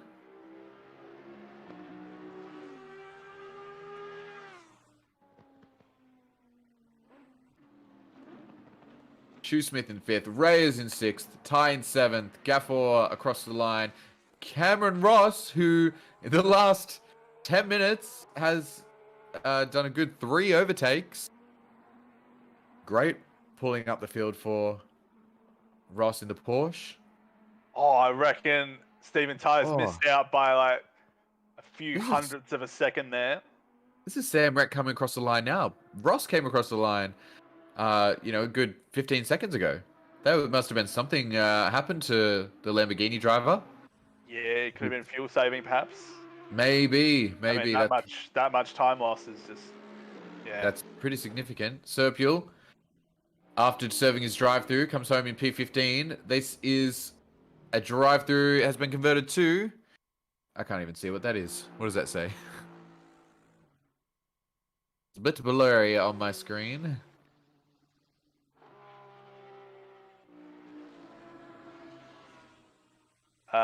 Yeah, no, it's gone on my screen. I can't see it. Yeah, the YouTube stream will show me. That one's a bit clearer. It's about 30 seconds behind. Drive-through gets converted for 35 seconds. Is what a drive-through is converted to post-race. Well, I have a feeling it adjusts it based on the length of the pit lane, so That makes sense. So yeah, they must. that's what they deem the pit lane loss for a drive-through, is it, for Ricard? I think it's supposed to be pit lane plus a little bit. So you want it to be better to have to go in and do it. So a little bit. You can save a little bit of time by actually serving it during the race. So I'd say it's probably a 25-second pit lane, something like that.